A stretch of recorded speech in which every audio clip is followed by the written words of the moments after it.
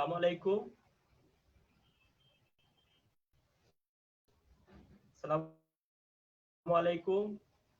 শুভ সন্ধ্যা। আলোকিত মানুষের সাথে দীপশিখা। আলোকিত মানুষের সাথে দীপশিখা সংলাপের দ্বিতীয় পর্বে আপনারা যে স্থান থেকে দেখতেছেন আপনাদেরকে শুভেচ্ছা ও স্বাগত জানাচ্ছি। আমি ফুরকান কুতুবী, শিক্ষার্থী, আহসানুল্লাহ বিজ্ঞান ও প্রযুক্তি বিশ্ববিদ্যালয়। আপনার কোনো মতামত, আপনার কোনো প্রশ্ন থাকলে কমেন্ট বক্সে জানাবেন। যে জায়গা থেকে দেখতেছেন কমেন্ট বক্সে আমাদের একটু জানাবেন। আমরা চলে যাব অনুষ্ঠানের মূল পর্বে।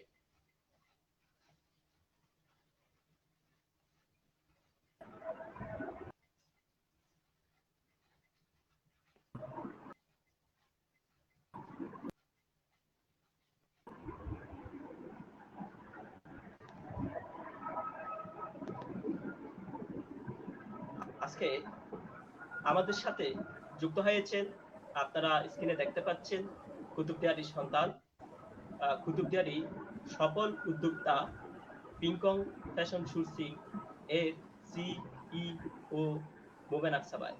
আপনাকে আমাদের অনুষ্ঠানে স্বাগত। স্বাগতম। স্বাগতম। আছি আলহামদুলিল্লাহ, আমরা অনেক ভালো আছি।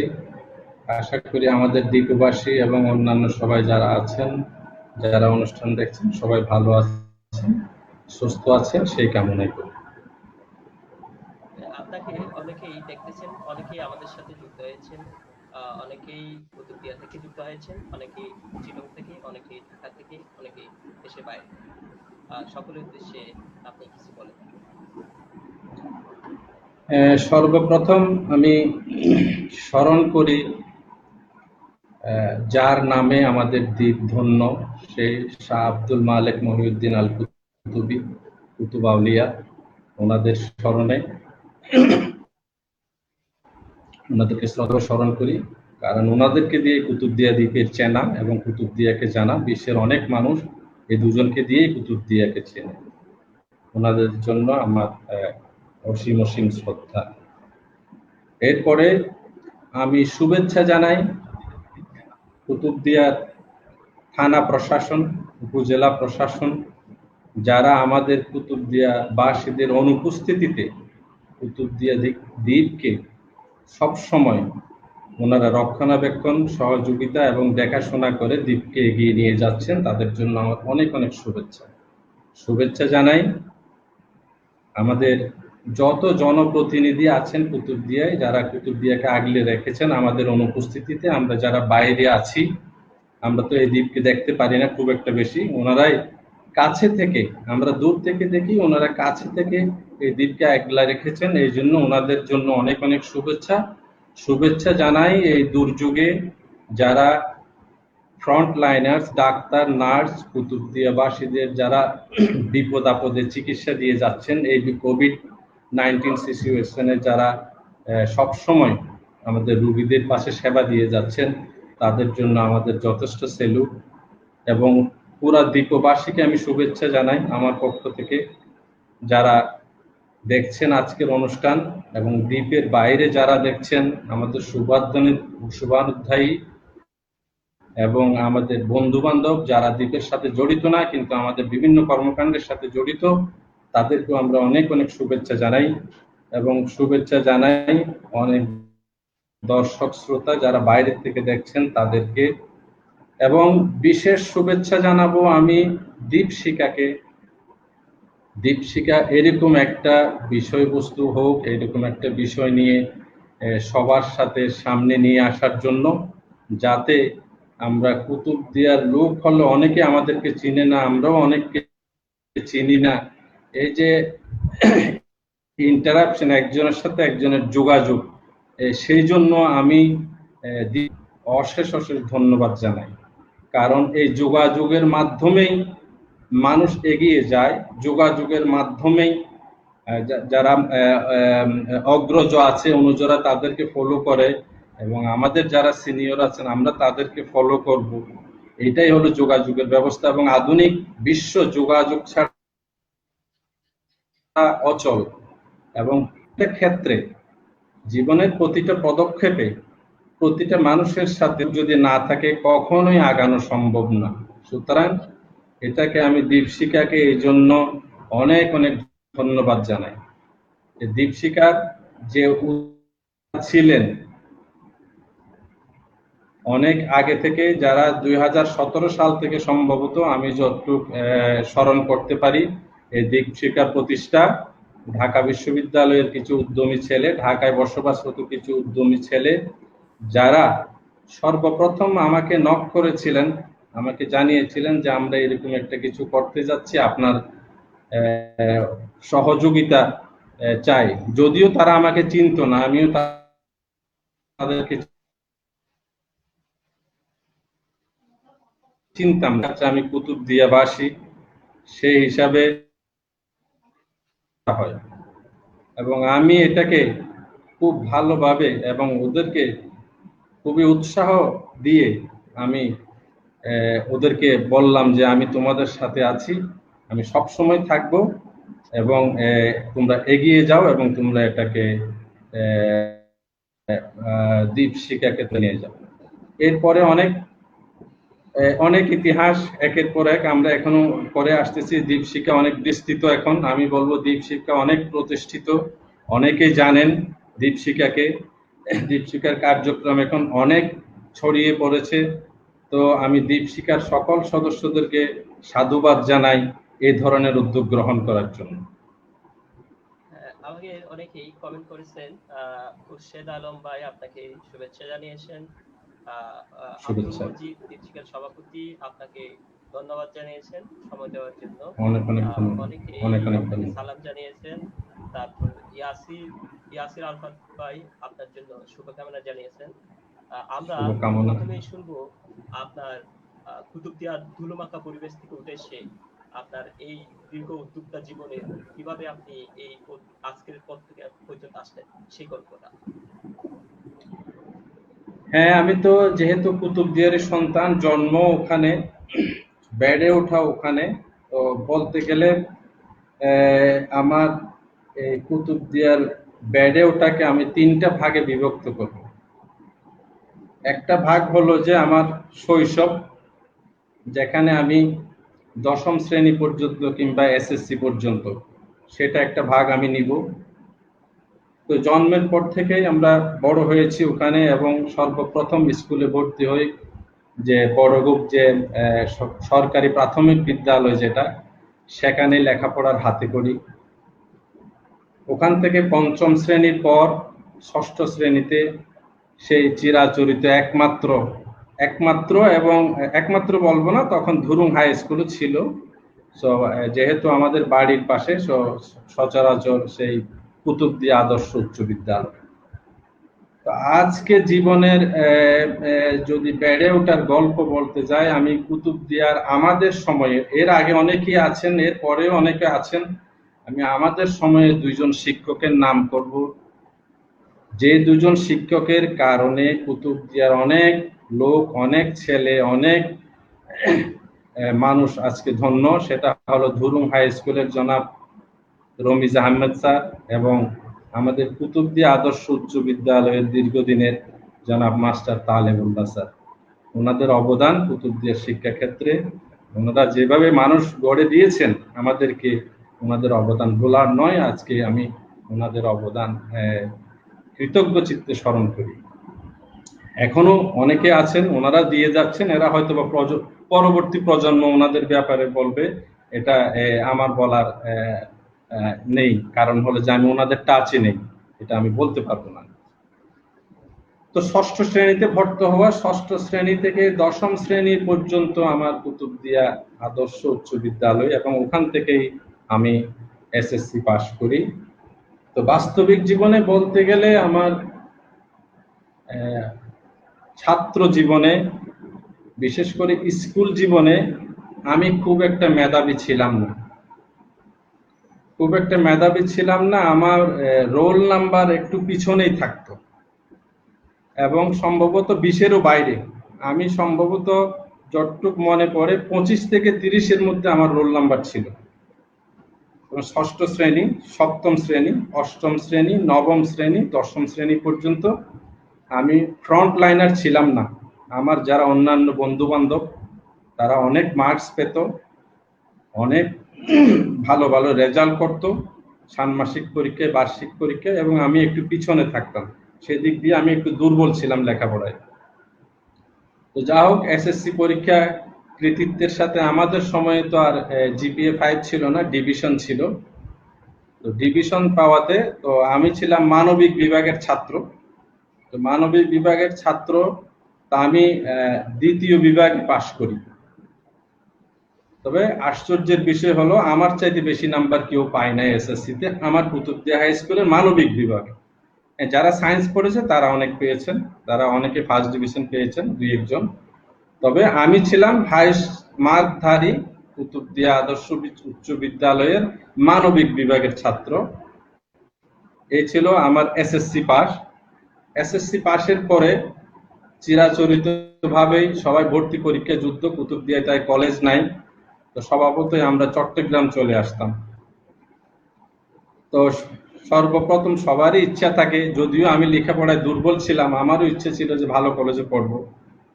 তো সেই হিসাবে আমার বড় ভাইরা ছিলেন, ওনারা আমার অগ্রজ, ওনারা আগে কলেজে চলে আসছেন। তো ওনাদের থেকে আমি কিছু জ্ঞান বুদ্ধি নিয়ে একটু লেখাপড়া শুরু করলাম হালকা পাতলা। লেখাপড়া করতে করতে পরীক্ষা দিলাম চট্টগ্রাম কলেজ। তো সৌভাগ্য হোক অথবা লেখাপড়ার গুণে হোক আমি চট্টগ্রাম কলেজে টিকে গেলাম এই অল্প নাম্বার পেয়েও। তো চট্টগ্রাম কলেজে ভর্তি হয়ে গেলাম। তো আরেকটা বিষয় বলে রাখি, এখন যারা লেখাপড়া আপনারা করছেন কুতুবদিয়া থেকে, এখন যারা করে আসছেন, আপনাদের লেখাপড়া আর আমাদের লেখাপড়ার মধ্যে অনেক তফাৎ ছিল। আমরা অনেক প্রতিকূলতার মধ্যে পড়েছি। তবে একটা কাহিনী বলতেই হয় যে ওই সময় আমরা যখন এসএসসি পরীক্ষা দিই, ওই সময় পর্যন্ত কুতুবদিয়া আদর্শ উচ্চ বিদ্যালয়ে মানে প্যান্ট পরে স্কুল করার সাহস কেউ করে নাই। সবাই লুঙ্গি পরতাম আমরা, এবং ওটাই ছিল ড্রেস। এটাই বাস্তবিকতা। এখন তো এটা চিন্তা করা যায় না। তো আমরা লুঙ্গি পরে আসতাম, এবং চট্টগ্রাম কলেজে যখন ভর্তি হলাম তো খুব একটা প্যান্ট ছিল না, কারণ আমরা অভ্যস্ত না, প্যান্ট পরতে অভ্যস্ত না। আমরা ধুলাবালি মেখেই স্কুলে গেছি, স্কুল থেকে আসছি। তো যা হোক, আমরা কিছু প্যান্ট ট্যান্ট সেলাই করে চট্টগ্রাম কলেজে ভর্তি হয়ে গেলাম, যেহেতু টিকে গেছি। চট্টগ্রাম কলেজে লেখাপড়া শুরু করলাম। আইসা প্রথম বিপত্তি, সেটা হলো যে চট্টগ্রাম কলেজে মেধাবী ছেলেরাই ভর্তি হয়। এবং আমার একটা কাহিনী এখনো মনে আছে, আমি যে বছর চট্টগ্রাম কলেজে ভর্তি হই, কুমিল্লা বোর্ড, আমরা তখন কুমিল্লা বোর্ডের অধীনে ছিলাম, কুমিল্লা বোর্ড থেকে যে ফার্স্ট স্ট্যান্ড করেছিল সে চট্টগ্রাম কলেজে টিকে নাই। সে চট্টগ্রাম কলেজে টিকে নাই, কিন্তু আমি টিকেছি। এটা আমাকে মনে মনে একটা উৎসাহ দিল যে স্ট্যান্ড করলে সবকিছু পারা যায় না। এটা আমি নিজেকে অনেক করলাম, গর্ববোধ করলাম, যে আমার মনে হলো যে না, স্ট্যান্ডই সবকিছু নয়, লেখাপড়ার ডাইভার্সিফিকেশন দরকার। শুধুমাত্র পুঁথিগত বিদ্যা দিয়ে যে সবকিছু হয় না, ওটা আমার ব্রেইনের মধ্যে একটা ধরে গেল যে না, শুধুমাত্র স্ট্যান্ড করলে সবকিছু পারা যায় না, কম মার্কস পেয়ে অনেক কিছু পারা যায়। এটা আমাকে নিজে উৎসাহ পেলাম আমি, যে আমি চট্টগ্রাম কলেজে ভর্তি হতে পারছি, কিন্তু কুমিল্লা বোর্ডের যে ফার্স্ট স্ট্যান্ড সে চট্টগ্রাম কলেজে তার লিখিত পরীক্ষা ভালো হয় না, এই জন্য সে ভর্তি হতে পারে নাই। এটা আমার এখনো মনে আছে। তো যা হোক, চট্টগ্রাম কলেজে ভর্তি হলাম। চট্টগ্রাম কলেজে ভর্তি হয়ে আবার লেখাপড়ার একটু উৎসাহ পেলাম। লেখাপড়া করে আবার এই 2টা বছর লেখাপড়া করে চট্টগ্রাম কলেজ থেকে সচরাচর আবার পরীক্ষা দিয়ে আমি এইচএসসি পাস করলাম। সেই এইচএসসি পাস ও দ্বিতীয় বিভাগে। আমি ওই যে আগের মতো আমি দ্বিতীয় শ্রেণীর ছাত্র আর কি, প্রথম শ্রেণীর ছাত্র হতে পারি নাই। চট্টগ্রাম কলেজ শেষ করলাম। তারপরে আমার এবার ভর্তি যুদ্ধ। এখন তো সিরিয়ালি যেখানে মেধার ভিত্তিতে নাম্বারে আসে চলে যায়, তখন আমাদের সময় ছিল না। প্রতিটা বিশ্ববিদ্যালয়ে ভর্তি পরীক্ষা দিয়ে পরীক্ষা যাচাই করতে হবে। যা হোক, তখন ঢাকা বিশ্ববিদ্যালয়ে প্রচন্ড সেশন জট। তো চট্টগ্রাম বিশ্ববিদ্যালয়ের আগে পরীক্ষা হয়ে গেল, আমি ওখানে রীতিমতো পরীক্ষা দিলাম। তো চট্টগ্রাম বিশ্ববিদ্যালয়ে আমি টিকে গেলাম। তো সিরিয়ালি সাবজেক্ট পেলাম সোশ্যাল সায়েন্স। সোশ্যাল সায়েন্সে আমি ভর্তিও হয়ে গেলাম, কারণ আমি নিজেকে নিজে চিন্তা করলাম যে আমি যদি আবার বাইরে যে পরীক্ষা দিব অন্যান্য বিশ্ববিদ্যালয়ে, সেখানে যদি না টিকি তাইলে কেমনে হবে, তাহলে তো আমার এটাও চলে যাবে। তো নির্দিষ্ট ভর্তির ডেট ছিল, ভর্তি অনুসারে আমি চট্টগ্রাম বিশ্ববিদ্যালয়ে ভর্তি হলাম। এর 1 মাস না 2 মাস পরে ঢাকা বিশ্ববিদ্যালয়ে ভর্তি পরীক্ষা শুরু হলো। আমি আমার বাবাকে বললাম যে আমি ঢাকা বিশ্ববিদ্যালয়ে পরীক্ষা দিতে যাব। তো আমার বাবা প্রথমে বললো যে তো ওখানে তো কেউ নাই, তুমি কিভাবে যাবা? তা আমি বললাম যে না, আমি চেষ্টা করি। তো আমি চেষ্টা করে যোগাযোগ করলাম যে কুতুবদিয়ার কেউ ওখানে আছে কিনা। এটা এটা আপনাদের জন্য এই জন্যই বলা, আপনারা আজকে যে প্ল্যাটফর্ম পেয়েছেন সচরাচর ঢাকা আসার জন্য, আমরা যে কত করে কষ্ট করে আসছি এটা জানানোর জন্য। তো প্রথম আমি জানতে পারলাম যে দুরুম কাজী বাড়ির কাজী জহিরুদ্দিনের ছেলে জনাব ইমতিয়াজ উদ্দিন, উনি ঢাকা বিশ্ববিদ্যালয়ের ছাত্র এবং উনি আমার আত্মীয়ও বটে। তা আমি কোনোভাবে যোগাযোগ করলাম যে আমি ভর্তি পরীক্ষা দিব, আমি একটু আসতে চাই। তো বললো যে তখন তো আর টেলিফোন ছিল না, হুট করে তো যোগাযোগ হয় না, সে চিঠি লিখছি, চিঠির উত্তর আসছে, ওভাবে যোগাযোগ হলো। আমার বাবাকে বললাম যে আমি এখন ঢাকা যাব। তো বাবা ভাড়া দিলেন। কিভাবে ঢাকা যাব একজনের থেকে বর্ণনা শুনলাম। তখন এই যে ফজলুল হক হলের পাশে ফুলবাড়িয়া ছিল বাস স্ট্যান্ড, আমি রাত্রে উঠে এই ফুলবাড়িয়া বাস স্ট্যান্ডে নামলাম একা একা। এই প্রথম আমার ঢাকা আসা ভর্তি হওয়ার জন্য, তাও একা। এটাই ছিল আমার বড় অভিজ্ঞতা। তো এসে লোকজনকে জিজ্ঞেস করলাম টিএসসি কোন দিকে, সবাই বললো যে ফর্মটা দেয়া হয় টিএসসি থেকে। লোকজন দেখিয়ে দিল, আমি একটা রিক্সা নিয়ে টিএসসি আইসা ওখানে জনতা ব্যাংক থেকে একটা ফর্ম নিলাম, ফর্ম নিয়ে ফিল আপ করে একই দিনে আবার জমা দিলাম। এবং ওই যে ইমতিয়াজ উদ্দিন, ওনার সাথে আমি দেখা করতে গেলাম সূর্য সেন হলে, উনি তখন সূর্য সেন হলে থাকতেন। তো সূর্য সেন হলে দেখা দেখা করে আমি ওই দিন রাতে ফর্ম জমা দিয়ে আবার চলে আসি। এরপর রীতিমতো ভর্তি পরীক্ষা হয়। দেখলাম যে ভর্তি পরীক্ষায় আমার নাম উঠেছে। তো আমি আবারও একটু নিজেকে নিজে কি বলবো, খুব উৎসাহ পেলাম যে আমি কুতুবদিয়া থেকে এসে কোনোভাবে চিটাং কলেজেও টিকেছি, আবার ঢাকা বিশ্ববিদ্যালয়ে গেছি, আমি ফার্স্ট ডিভিশন পাই নাই, তাতে কি হয়েছে? এটা আমার খুব উৎসাহ, আমার জীবনের বড় উৎসাহ এই জায়গায়। ফার্স্ট ডিভিশন না পাইলে কি হয়েছে? আমি তো অনেক কিছুই তো আমি পারতেছি, তো আমি তো টিকতেছি। এটা আমাকে বড় উৎসাহ দিল। যা হোক, ঢাকা বিশ্ববিদ্যালয়ে আমি ভর্তি হলাম ভূগোল ও পরিবেশ বিভাগে। এখানে আমার সিরিয়াল পড়লো, আমি ওখানে ভর্তি হয়ে গেলাম। এবার আসলো আমার থাকার পালা। আমি কোথায় থাকবো? কাউকে তো চিনি না। তো যখন যে আত্মীয়ের কথা বললাম যে ইমতিয়াজ উদ্দিন, ওনার তখন শেষ বর্ষ, উনি হলে সিট ছেড়ে দিচ্ছেন, আমি তখনই ওখানে ভর্তি হলাম। এরপরে খোঁজ নিলাম যে কে আছেন কুতুবদিয়া। তো সর্বসাকল্য ওই সময়ে আমি 4 জনকে আবিষ্কার করলাম। একজন ছিল ওই যে ইমতিয়াজ সাহেব ধরুন কাজী বাড়ির, আরেকজন আলী আকবর ডিলের লোকমান মাস্টারের ছেলে গিয়াসউদ্দিন ভাই, উনি সমাজ কল্যাণে পড়তেন তখন। গিয়াসউদ্দিন ভাই এখন সুনামগঞ্জ সমাজ কল্যাণ অফিসার হিসেবে কর্মরত আছেন, শ্রদ্ধা জানাই, উনি যথেষ্ট সাহায্য করছেন। আর আরেকজন আবিষ্কার করলাম, সেটা হলো যে বর্তমান বড়গোপ মাতবর বাড়ির জনাব কুদ্দুস আহমদের সন্তান, আমার শ্রদ্ধেয় জ্যাঠা বলি চাচা বলি, ওনার সন্তান ডাক্তার আমিন সাহেব। উনি এখন লন্ডনে একজন হৃদরোগ বিশেষজ্ঞ হিসেবে কর্মরত আছেন, সেই আমিন ভাই। এবং আমার বন্ধুবর আলমগীর, বর্তমান সুপ্রিম কোর্টের যে অ্যাডভোকেট আলমগীর। তো আমরা একই সাথে আসছি আর কি। তো এই চারজন আমরা আবিষ্কার করলাম যে আমরা কুতুবদিয়াবাসী। যাও কোনোভাবে আমিন ভাইয়ের সাথে যোগাযোগ করে আমি ইয়েতে কোথাও যেতে না পারে আমিন ভাইয়ের ঢাকা মেডিকেলের ডাক্তার ফজলে রাব্বি হলে আমি আমিন ভাইয়ের আশ্রয় প্রার্থনা করলাম। আমিন ভাই সাদরে আমারে গ্রহণ করলেন যে তুমি যতদিন সিট না পাও তুমি এই ডাক্তারি হোস্টেলে থাকো।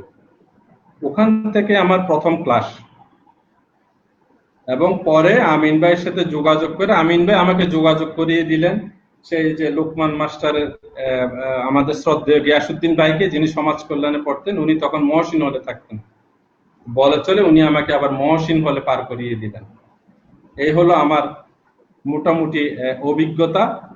এরপরে বাকি অভিজ্ঞতাটা বলি, সেটা হলো যে কুতুবদিয়া থেকে আসছি, ঢাকা বিশ্ববিদ্যালয়ের ছাত্রদের যারা ভর্তি হয়েছেন, অন্যান্য যারা ঢাকা কলেজের ছাত্র, তিতুমির কলেজের ছাত্র এবং ঢাকায় বড় হয়েছেন কিংবা চট্টগ্রাম বড় হয়ে ঢাকায় পড়তেছেন, উনাদের সাথে তাল মিলানো আমার জন্য একটু দুষ্কর হয়ে পড়লো। কারণ প্যান্ট শার্টে বলেন কিংবা আচার আচরণে বলেন আমি তত স্মার্ট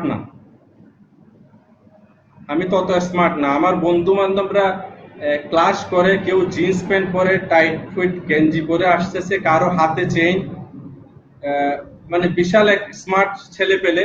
এদের পাশে বসে আমার ঢিলা ঢালা জামা, প্যান্টও অনেক ঢিলা, মাত্র কয়েকটা প্যান্ট।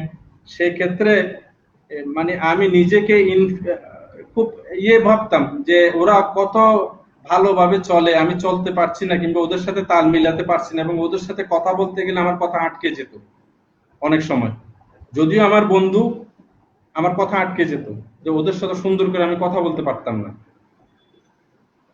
তো এই হলো ভর্তির পরে ক্লাস যাচ্ছে, দুই একজন ঢাকা বিশ্ববিদ্যালয়ে যারা একই সাথে ক্লাস করি, দুই একজনের সাথে টুকটাক কথা হয়। আমার কোনো বন্ধু নেই, কারণ আমি ওদের সাথে মেন্টালিও খাপ খাওয়াতে পারছি না, আবার ওদের সাথে তাল মিলেও চলতে পারছি না, কারণ আমার পক্ষে ওভাবে চলাটা আমার পক্ষে সম্ভব ছিল না। যাই হোক, আমার লেখাপড়া আমি করতেছি, টুকটাক লেকচার শুনি, লেকচার লেখে দুই একজন কেমন আছো জিজ্ঞেস করে, অনেকে ডাকে, ক্যান্টিনে যায়, মাঝে মধ্যে দুই একবার কথা বলি, দু চারজন হালকা বন্ধু বান্ধব হলো। তো স্বভাবতই কিছুদিন পরে 7-8 মাস গেল, ফার্স্ট ইয়ার ফাইনাল পরীক্ষার ডেট পড়ে গেল। তো আমি আমার মতো পরীক্ষা দিলাম। তো পরীক্ষা দেওয়ার পরে 15-20 দিন পরে ডিক্লেয়ার করলো ফার্স্ট ইয়ারের রেজাল্ট দেয়া হবে। তো যেদিন রেজাল্ট দেয়া হবে সেদিন যারা ক্লাস করে নাই তারা সহ পরিপূর্ণ আজকে ফার্স্ট ইয়ারের রেজাল্ট দেয়া হবে। তো সর্বপ্রথম বলল যে আমাদের একজন ম্যাডাম ছিলেন, ম্যাডাম আসে, যিনি ক্লাস টিচার ছিলেন, উনি ঘোষণা দিলেন যে সর্বপ্রথম ফার্স্ট ক্লাস পেয়েছে 3 জন। নাম ঘোষণা করলো। ফার্স্ট ক্লাস ফার্স্ট জহিরুল ইসলাম মিঠু, আমার এক বন্ধু, তার নাম ঘোষণা করলো। তারপরে ফার্স্ট ক্লাস সেকেন্ড ঘোষণা করলো আমার নামটা, যে প্রথম শ্রেণীতে দ্বিতীয় হয়েছেন মোমেন আকসা। আমি একটু চোখ বড় করে তাকায় রইলাম ম্যাডামের দিকে, এবং আমি বসছিলাম পিছনের সিটে,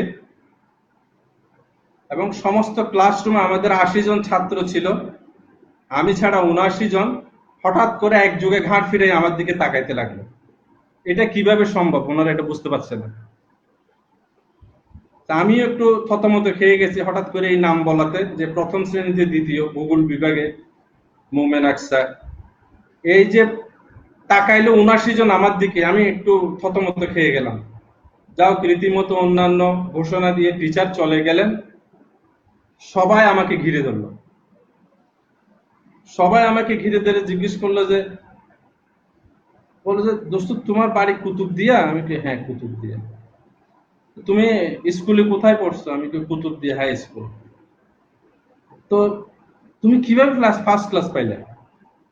এটা তো আমি জানি না, পরীক্ষা দিছি। ম্যাডাম কি আমার চিনে? পরীক্ষা দিছি, পাইছি। এই যে আমি বলবো এটাই একটা বিরাট টার্নিং পয়েন্ট। এক ছিল চট্টগ্রাম কলেজে ভর্তি হওয়া আমার টার্নিং পয়েন্ট, আর একটা দ্বিতীয় হলো যে এই যে আমার টার্নিং পয়েন্ট ঢাকা বিশ্ববিদ্যালয়ে এসে ফার্স্ট ক্লাস পাওয়া, যেখানে আমি স্কুল জীবনে সবসময় দ্বিতীয় শ্রেণী ছাড়া কোনোদিন পাইতাম না। এই যে আমার বন্ধু বান্ধব বেড়ে গেল, তখন আমাকে ওই কুতুবদিয়ার, আমি যে একটু জরাজীর্ণ, আমি যে একটু জড়সড় হয়ে থাকতাম, সেটা ওরাই আমাকে ছুটাইয়া দিল, আমাকে ছোটাতে হয় নাই, ওরাই আমাকে ঠেলে নিয়ে গেল। আমি কি পড়ছি, কখন আমি কোন সাবজেক্ট নিয়ে পড়াশোনা করছি, কার কার বই পড়ছি, কোন টিচার থেকে কোন নোট নিছি, কিভাবে আমি পড়তেছি, কোন কোন সাবজেক্ট কখন পড়ি, আমার এত বন্ধু বান্ধব হয়ে গেল। এখন আমাকে ছাড়া অনেকে কেউ কিছু বুঝে না। এটাই ছিল টার্নিং পয়েন্ট। আমি বলবো এটা সবার জন্য শিক্ষণীয়। তো আসলে ইচ্ছা করলেই পাওয়া যায়, ইচ্ছা করলেই পারা যায়। এখন যদি তখনকার দিনে স্রোতের মতো গা ভাসিয়ে দিতাম, না পড়ে সবার মতো অন্যদিকে চলে যেতাম, হয়তোবা আমার এই উত্থান সম্ভব হতো না। এটাই আমার জীবনের স্পৃহা, আমি এখান থেকে টার্নিং পয়েন্ট হিসেবে ধরে নিয়েছি।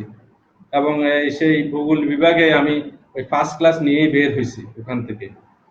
এরপরে আর শর্টকাট করি, অত বিস্তারিত কাহিনী অতগুলা না বলাই ভালো।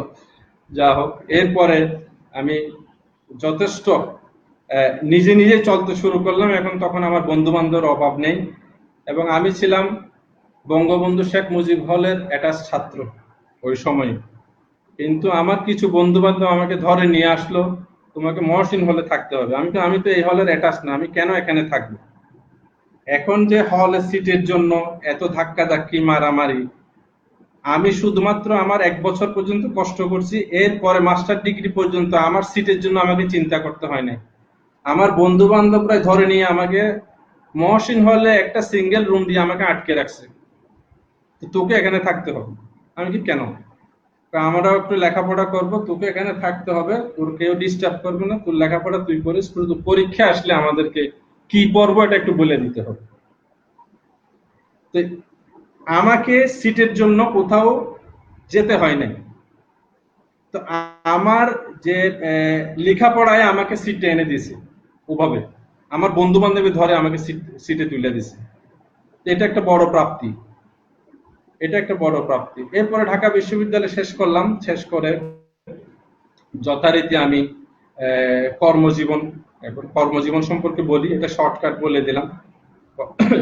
ঢাকা বিশ্ববিদ্যালয় শেষ করে আমি সর্বপ্রথম চিন্তা করলাম কি করব। প্রথমে চিন্তা করলাম যে হলো ভূগোল বিভাগে শিক্ষক নিয়োগ দিবে। যেহেতু আমি ফার্স্ট ক্লাস পাওয়া ছাত্র, স্বভাবতই আমি অ্যাপ্লিকেশন করতে পারি, এটা আমার যোগ্যতা হয়ে গেল। তো আমি অ্যাপ্লিকেশন করলাম। অ্যাপ্লিকেশন করার পরে আবার ওই সময়ে বোধহয় ভিসি চেঞ্জ হলো, এই সময়ে প্যানেল এটা বাদ, এখন আর অ্যাপ্লিকেশন না, আবার নতুন করে অ্যাপ্লিকেশন, এটা হবে না। তো আমি একটু দেখতে পাইলাম যে কোনো ভিসি চেঞ্জ হলে একটা প্যানেল চেঞ্জ হয়ে যায়, একটা এই চেঞ্জ হয়ে যায়। তো আমি চিন্তা করলাম যে না, আমি তো first class second, first class first তো আছেই, যদি একজন নেয় তাহলে তো আমার হবে না। তাছাড়া আরেকটু দেখলাম যে অবশ্যই একটু রাজনৈতিক একটু যোগাযোগ লাগে, কারণ আমার তো কোনো রাজনৈতিক যোগাযোগ নাই। তা আমি সেই ক্ষেত্রে হয়তো পিছিয়ে থাকবো। আমার চিন্তায় আসলো যে না, এটা আমার হবে না, যেহেতু আমার রাজনৈতিক পরিচয় নাই, এবং আমি ফার্স্ট ক্লাস সেকেন্ড, প্রথমও না, সুতরাং এটা হওয়ার সম্ভাবনা কম। মন থেকে এটা আমি বললাম যে না, আমি এই অ্যাপ্লিকেশন আর করব না, এটা হয়তো আমার হবে না, বাদ দিয়ে দিলাম। তো ইন দ্য মিন টাইম আমি একটু আরেকটু বলে রাখি, প্রত্যেক ফ্যামিলিতে আছে, এটা আপনাদেরকেও ফেস করতে হবে। যখনই পাশ করা হয়ে যায়, যতদিন না পাশ করা হয়, মা বাবা ফিডব্যাক দিতেই থাকে। পাশ করার পরে মা বাবা থেকে টাকা চাইতে সবারই সংকোচ লাগে, এটা চিরাচরিত। আমারও সংকোচ লাগলো, আমি তো পাশ করে ফেলছি, আমি মা বাবার কাছে কিভাবে টাকা চাবো? আমার কাছে তো চাওয়ার কোনো আর মুখ নাই, আমি কিভাবে টাকা চাবো? তো নিজেকে নিজে আমি একটু শঙ্কিত বোধ করতাম। তবে আমার বড় ভাই ছিলেন, যিনি ইসলামী ব্যাংকে আগেই চাকরি হয়ে গেছেন, আমার লেখাপড়ার সময় উনি সাহায্য করেছেন যথেষ্ট। উনি আমার লেখাপড়ার খরচ চালাতেন, আমার বড় ভাই। মাঝখানে আরেকটু কথা বলে রাখি, আমি ঢাকা বিশ্ববিদ্যালয়ে ভর্তি হওয়ার পর আমার বাবা আমাকে একটা চিঠি লিখেছে। চিঠি লিখছে যে এটুকুই, যদিও আমরা একটু বেশি না হলেও মোটামুটি একটু আর্থিক সচ্ছল পরিবারের ছেলে ছিলাম, কিন্তু আমার বাবা তারপরেও চিঠি লিখছে যে তুমি ঢাকা থেকে ফিরে আসো, চট্টগ্রাম বিশ্ববিদ্যালয়ের সমাজবিজ্ঞান বিভাগে পড়ো, কারণ তোমাকে ঢাকায় পড়াতে গেলে আমার অন্য 3 সন্তানের লেখাপড়ার ক্ষতি হবে।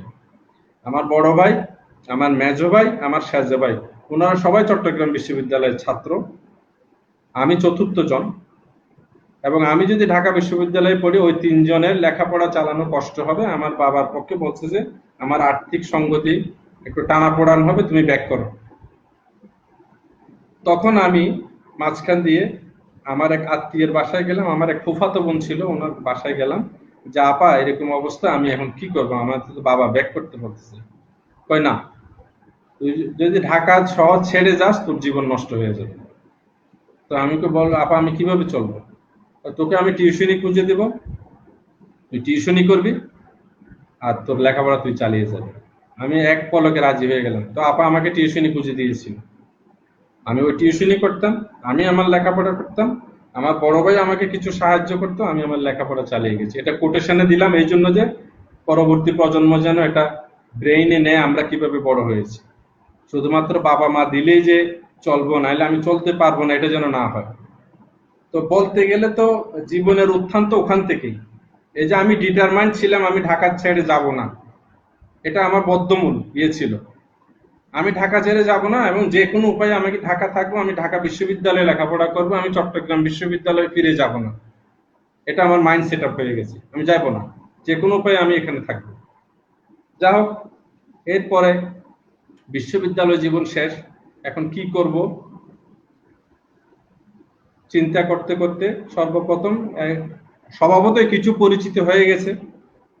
তো আমি যেহেতু জিওগ্রাফির সন্তান, জিওগ্রাফির লেখাপড়া করছি, সবকিছু জানি, একটা মানচিত্রাঙ্কন কোম্পানিতে আমি যোগাযোগ করলাম এবং ওরা আমাকে নিল।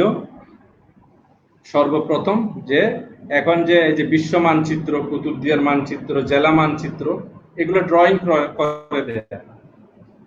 সর্বপ্রথম আমি ওই কোম্পানিতে চাকরি নিলাম এবং আমার বেতন ছিল সেই 1994 ইংরেজিতে 1000 টাকা। এটা আমার জীবনের প্রথম যাত্রা। 1000 টাকা দিয়ে আমি একটা মানচিত্রাঙ্কন কোম্পানিতে কার্টোগ্রাফার হিসেবে, অর্থাৎ আমি ম্যাপটা ড্রয়িং করে দিতাম। যেহেতু জিওগ্রাফি ছাত্র ছিলাম, আমার হাত খুব ভালো, আমি অসম্ভব ভালো ম্যাপ ড্রয়িং করতে পারতাম। যেহেতু ফার্স্ট ক্লাস পাইছি এটা একটু বোঝাই যায়, হাতের দক্ষতা কিছুটা হইলো ছিল। তো ভর্তি হলাম, ভর্তি হয়ে ওখানে।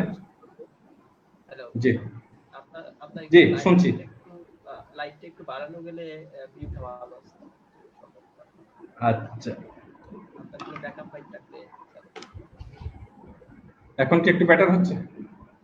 এখন একটু বেটার, পিছনের মনে হয় লাইটটা একটু হলে আরো ভালো। পিছনে লাইট একটা আছে আসলে, যা হোক। আচ্ছা, এখন একটু বেটার বোধ হয়। জি, আচ্ছা, মানচিত্র অঙ্কন থেকে হ্যাঁ হ্যাঁ হ্যাঁ। তো তারপরে ওখানে আমি কাজ করলাম প্রায় বছর ধরে। তখন আমি সিদ্ধান্ত নিলাম যে না, এই সমস্ত কোম্পানিতে যদি আমি কাজ করি তাহলে আমি দীর্ঘদিন বেশি দূর উপরে উঠতে পারবো না। আবার চিন্তা ঢুকলো মাথায়, কি করব? যোগাযোগ করলাম, আমি আমার এক আত্মীয়র খোঁজ পেলাম যিনি গার্মেন্টস লাইনে চাকরি করেন। আমি ওনার সাথে যোগাযোগ করলাম যে আমি গার্মেন্টস লাইনে আসতে চাই। তো উনি জিজ্ঞেস করলেন কেন আসতে চান?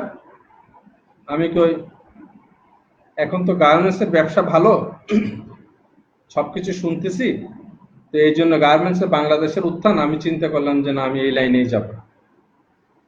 তো উনি আমাকে যোগাযোগ করায় দিলেন ওনাদের জিএম এর সাথে। সেটা ছিল Chattogram young one. Chattogram young ওয়ানে আমি ইন্টারভিউ দিলাম, যথারীতি ওনারা, আমি টিকেও গেলাম, ওখানে আমাকে নিয়েও নিলেন। চট্টগ্রাম ইয়াং ওয়ানে আমি জয়েন করলাম 1996 ইংরেজি। তো ঢাকায় বড় হয়েছি প্রায় 1985 থেকে 97 পর্যন্ত ঢাকায়, আমার প্রায় এখানে প্রায় এক যুগের কাছাকাছি আমি ঢাকায় ছিলাম। চট্টগ্রামে জয়েন করার পর আমি আর ওখানে অ্যাডজাস্ট করতে পারছিলাম না, একটু ঢাকার বাতাসে আমি একটু অভ্যস্ত হয়ে উঠেছিলাম, অ্যাডজাস্ট করতে পারছিলাম না। বা চাকরিও করছি, তা হোক আমি মন দিয়ে চাকরি করছি, তবে আমি বলবো যে আমি কখনো চাকরিতে অবহেলা করিনি এবং সবাই আমাকে পছন্দ করতো ওখানে ইয়াং ওয়ানে।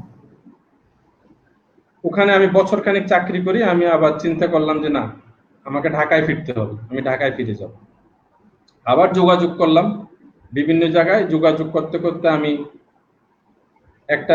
একজন চট্টগ্রামের আমার একজন গুরু, আমার এই গার্মেন্টস লাইনের গুরু, ওনার দেখা পেলাম। উনি নেদারল্যান্ডের একটা বাইং হাউসে, উনি তখন কান্ট্রি ম্যানেজার। তখন আমি ওনার সাথে যোগাযোগ করে আমি বললাম, আমি আপনার ওখানে একটা ইন্টারভিউ দিব, আপনার ভালো লাগলে নিয়ে। ইন্টারভিউ দিলাম। ইন্টারভিউ দেওয়ার পরে উনি আমাকে পছন্দ করলেন, উনি আমাকে নিয়ে নিলেন। এটা হলো 1997 সাল। 1997 সালে আমি নেদারল্যান্ড ভিত্তিক ওই বাইং হাউসে আমি যোগদান করলাম। তখন এটা ছিল অ্যাসিস্ট্যান্ট মার্চেন্ডাইজার, সহকারী, সিনিয়রের সহকারী হিসাবে। তো 97, 98, 99 3 বছর আমি অ্যাসিস্ট্যান্ট হিসাবে কাজ করলাম। তারপরে আমি চলে আসলাম পূর্ণাঙ্গ মার্চেন্ডাইজার হিসাবে। মার্চেন্ডাইজার হিসাবে আসার পরে আমি 2001 সালে ওই কোম্পানিতে আমি আবার অফিস ম্যানেজার হিসাবে নিয়োগ পেলাম। অর্থাৎ আমার উত্থানটা ছিল দ্রুত এবং আমার আগে যারা জয়েন করেছিল ওখানে, ওনারা আমার পিছনে পড়ে গেলেন। অবশ্যই কর্মজীবনে একটু তো থাকেই যে কেউ যদি ভালো উত্থান হয় অনেকে অপছন্দ করে, এটা হতে পারে। তা আমি ওনাদের একটু অপছন্দেরও শিকার হলাম বলতে গেলে। যা হোক, ওই নেদারল্যান্ডের কোম্পানিতেই আমি এক নাগারে 1996 সাল থেকে 2008 সাল পর্যন্ত আমি কন্টিনিউয়াস করতে থাকলাম। আমার একাগ্রতা, ধ্যান, আমি অফিসে যেতাম রাইট টাইমে, কখনো কখনো দেরি করতাম না। যদি ট্রাফিক জ্যামে না পড়তাম, আমার পক্ষে অফিস টাইম ভায়োলেট করে আমি 9টার পরে ঢুকছি এরকম কোনো ইতিহাস নেই। আর ছুটির টাইম 6টা। আমার জীবনে আমি গত ওই যে 11 বছর ওখানে চাকরি করছি, আমি কখনো 8টা থেকে 8:30 আগে বের হতে পারিনি, কারণ গার্মেন্টস লাইনে প্রচন্ড প্রেশার থাকে। ওটাই আমাকে ছিল এবং ওইভাবে কাজ করছি। এরপরে আমি আসলাম 2008 সালে একটা তুর্কিশ কোম্পানি, যেটা তুরস্কের কোম্পানি, এটাও একটা বাইং হাউস। ওনারা আমাকে নিয়ে গেল জোর করে যে আমাদের কোম্পানিটা আপনি চালান। তখন আমি এই অফিস ম্যানেজারের দায়িত্ব ছিল, আমি কান্ট্রি ম্যানেজার হিসেবে তুর্কিশ কোম্পানিতে আমি যোগদান করলাম, যেটা বর্তমানে এই পিনকন ফ্যাশন সোর্সিং যেটা, সেটা ছিল তুর্কিশ কোম্পানি। ওই তুর্কিশ কোম্পানির কান্ট্রি ম্যানেজার ছিলাম আমি এবং ওনার মালিক ছিল একজন তুর্কিশ। যাই হোক, ওনাদের সাথে কাজ করতে করতে 2012 সাল পর্যন্ত আমি ওনাদের সাথে কাজ করেছি। 2012 সালে Bangladesh government, Turkish government Bangladesh থেকে গার্মেন্টস নেওয়ার ক্ষেত্রে ডিউটি বসালো। ডিউটি বসানোর পরে আমাদের বাংলাদেশ থেকে গার্মেন্টস তুরস্কে নিয়ে যাওয়া খুবই দুরূহ ব্যাপার হয়ে গেল। এখানে আর পণ্য যাওয়ার কোনো সুযোগ ছিল না। তখন আমার মালিক আমাকে ডেকে বলল যে এখন আমরা কি করব, আমাদের তো আর কিছু হাত নেই, এখন আমাদের তো অফিস বন্ধ করতে হবে। তো আমি তখন কিছুক্ষণ তাকাইছিলাম। তখন বলল যে এখন তো কিছু করার নেই, এটা তো সিদ্ধান্ত, তো সরকারিভাবে এত ট্যাক্স দিয়ে তো আমরা মাল নিয়ে গিয়ে ওখানে তো আমরা কিছু করতে পারবো না। এই আমি তখনই ইনস্ট্যান্ট যেদিন এই ঘোষণা পেলাম, তখনই চিন্তা করলাম যে আমি আর কখনো চাকরি করব না, এটা সম্ভব না। যেহেতু আমি একটা কোম্পানিতে কান্ট্রি ম্যানেজার লেভেলে ছিলাম, অন্য কোম্পানিতে গিয়ে কান্ট্রি ম্যানেজার যদি চাকরি পেয়ে থাকি তাহলে করতে পারবো, নাহলে আমার পক্ষে এই চাকরি করা সম্ভব না। তো আমি ওনাদেরকে অনুরোধ করলাম, যেহেতু তোমরা এই কোম্পানি ছেড়ে চলে যাচ্ছ কিংবা কোম্পানিটা আর ব্যবহার হবে না, আমি তোমাদের থেকে একটা জিনিস চাই। ওনারা বললো যে কি চাও? আমি যে এই যে পিনকোন নামটা দিয়ে আমাকে বিশ্বের অনেক দেশে চিনে, কারণ আমার তো যখন ওখানে জব করছি বিশ্বের অনেক দেশের সাথে যোগাযোগ, অনেক বায়ারের সাথে যোগাযোগ, ওদের সাথে যে যোগাযোগটা ছিল অনেকে আমাকে চিনে পিনকনের মোমেন্ট হিসাবে। তো আমি তোমাদের নামটা তোমরা আমাকে কাগজে কলমে লিখে দিয়ে যাও, এই নামটা ব্যবহার আমি করব, আমি নিজে ব্যবসা করব। তখন ওই মালিক আমাকে সহায়তা করছেন। তুমি বলেন হ্যাঁ আমার তো নামের দরকার নাই, উনি কাগজে পত্রে ক্লিয়ার করে দিয়ে উনি আমাকে এই কোম্পানিটা এই নামটা হ্যান্ড ওভার করে ওনারা বিদায় নিয়ে যান। এই 2013 সালে উদ্যোক্তা হিসেবে আমার যাত্রা শুরু। এটা হলো স্বইচ্ছায়, যে আমি আর চাকরি করব না, এটাই আমার ধ্যানমান, এবং এখান থেকে যাত্রা শুরু। সেই আমার উদ্যোক্তার প্রথম হাতে খড়ি, এবং এটা ছিল আমার কি বলবো যথেষ্ট ঝুঁকিপূর্ণও বটে। কারণ একটু কোটেশন বলে রাখি হয়তোবা, কারণ ওই সময়ে আমি 2000 ওই কোম্পানি যখন চলে যায়, ওই সময় ওই কোম্পানি আমাকে বেতন দিত 4.5 লক্ষ টাকা। এটা বলা উচিত না, তারপরে একটু কোটেশন জনগণের জন্য, কিংবা যারা আমাদের অনুজ আছেন ওনারা ইন্সপিরেশন পাওয়ার জন্য। প্রসঙ্গে আরেকটা বলে রাখি, 1000 টাকা দিয়ে আমি শুরু করেছি লাইফস্টাইল, সেই কার্টোগ্রাফি কোম্পানি থেকে। ওটা উল্লেখ করলাম, মাঝখানে একটা উল্লেখ করলাম না। সর্বশেষ আমার স্যালারি ছিল 4.5 লক্ষ টাকা, সেটা হলো 2012 সালে।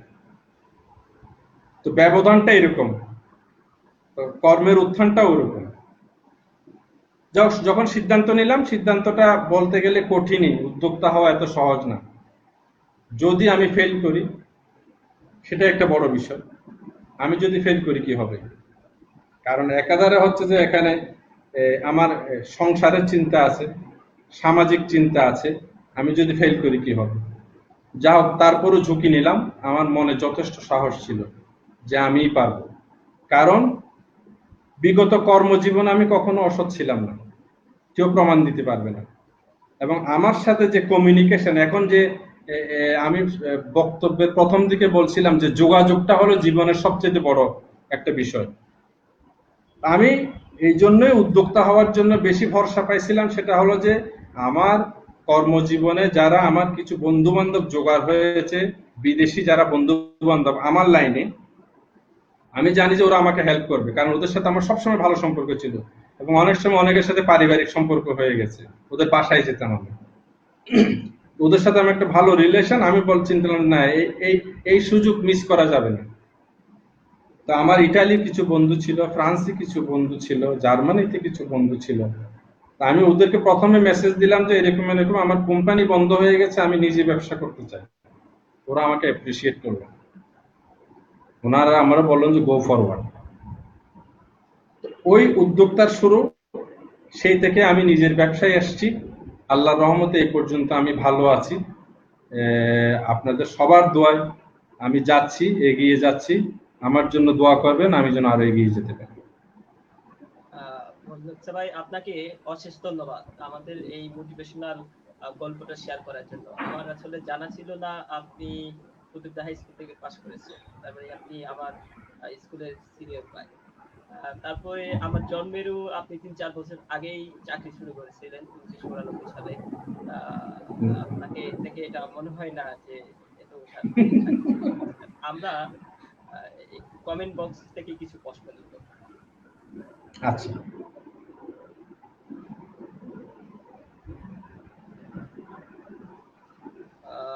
কমেন্ট বক্স থেকে কিছু প্রশ্ন নিব। এখানে আপনি প্রশ্নটা দেখতে পাচ্ছেন কিনা? হ্যাঁ। ইয়াসমিন আরফাত ভাই আপনাকে শুভেচ্ছা জানিয়েছেন।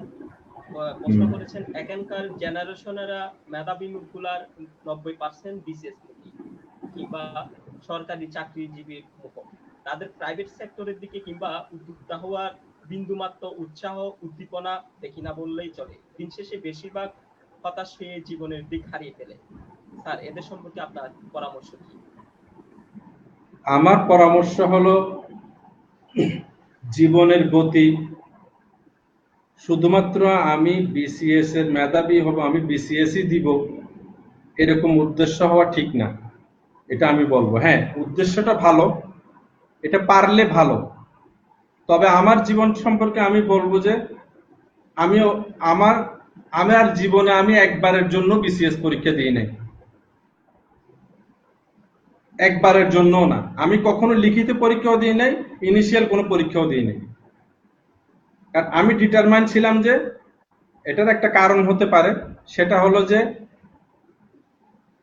তখনকার দিনে বিসিএস পরীক্ষা যারা দিত কিংবা যারা সরকারি চাকরিজীবী ছিল আমাদের সময়ে খুবই অল্প বেতন, খুবই অল্প বেতন। এবং আমরা দেখতাম যারা সরকারি অফিসার ওনাদের সংসার পরিচালনা করতে খুবই কষ্ট হতো। এটা একটা কারণ আমি বিসিএস পরীক্ষার জন্য খুব একটা আগ্রহী ছিলাম না যে আমি এখানে যাব না, আমি চাকরি জীবনে যাব। এবং চাকরি জীবনেটিকা আমি নিজেকে আবিষ্কার করলাম যে না, আমি ব্যবসায়ী হব, আমাকে ব্যবসা করতে হবে। তো যারা এখন যারা আমাদের অনুজরা আসছেন, যারা আছেন, আমি বলবো যে শুধুমাত্র বিসিএস মুখী হলে তো ভালো। এখন যদি আপনি প্রথমবার কিংবা দ্বিতীয়বার না পারেন, আপনার সিদ্ধান্ত পাল্টান। আপনি হতাশ হবেন কেন? হতাশ হওয়ার তো কিছুই নেই। 2 বছরে তো মানুষের এমন কিছু যায় আসে না। আপনি উদ্যোক্তা হন।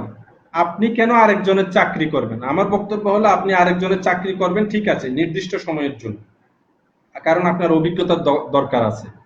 জীবনের প্রথম দিনে উদ্যোক্তা হওয়া, আমি বলবো যে এটা একটা এক্সট্রা অর্ডিনারি ব্যাপার।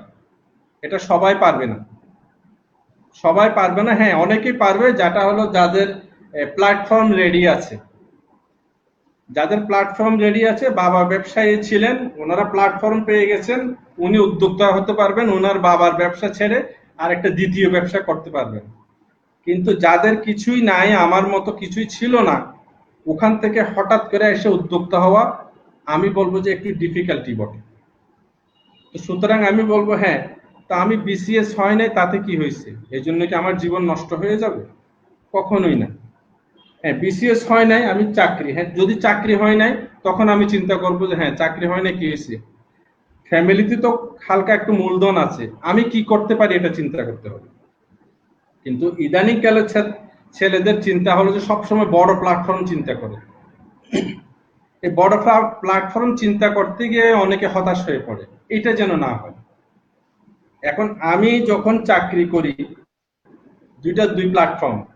এখন আজকে সবাই জানেন যে যাও স্মরণ করছি আমাদের বাংলাদেশি একজন উদ্যোক্তা জনাব ফাহিম, যিনি নিউ ইয়র্কে খুন হয়েছেন, পাঠাওয়ের যিনি সহ প্রতিষ্ঠাতা, সেও তো উদ্যোক্তা, কিন্তু আমি তো তার মতো হতে পারিনি।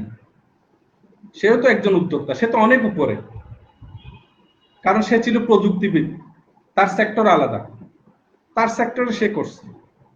আমি আমার সেক্টর, আমি যেটা দিয়ে জীবন শুরু করছি, আমি আমার সেক্টরে করছি। সুতরাং ফাহিম এত বড় উদ্যোক্তা হয়েছে, আমি হতে পারি নাই কেন? এটার জন্য হতাশ হওয়ার তো কোনো কারণ আমি দেখি না। আমি আমার মতো উদ্যোক্তা, আমি আমারটা করছি। এটাই এটাই আমার বক্তব্য অনুযোগের জন্য। কখনোই হতাশ হতে নেই। এবং যারাই একটু মানে হতাশ হয়েছে, তাদের জীবনে কিন্তু ঘোর অনিমিষ, এটা যেন না হয়।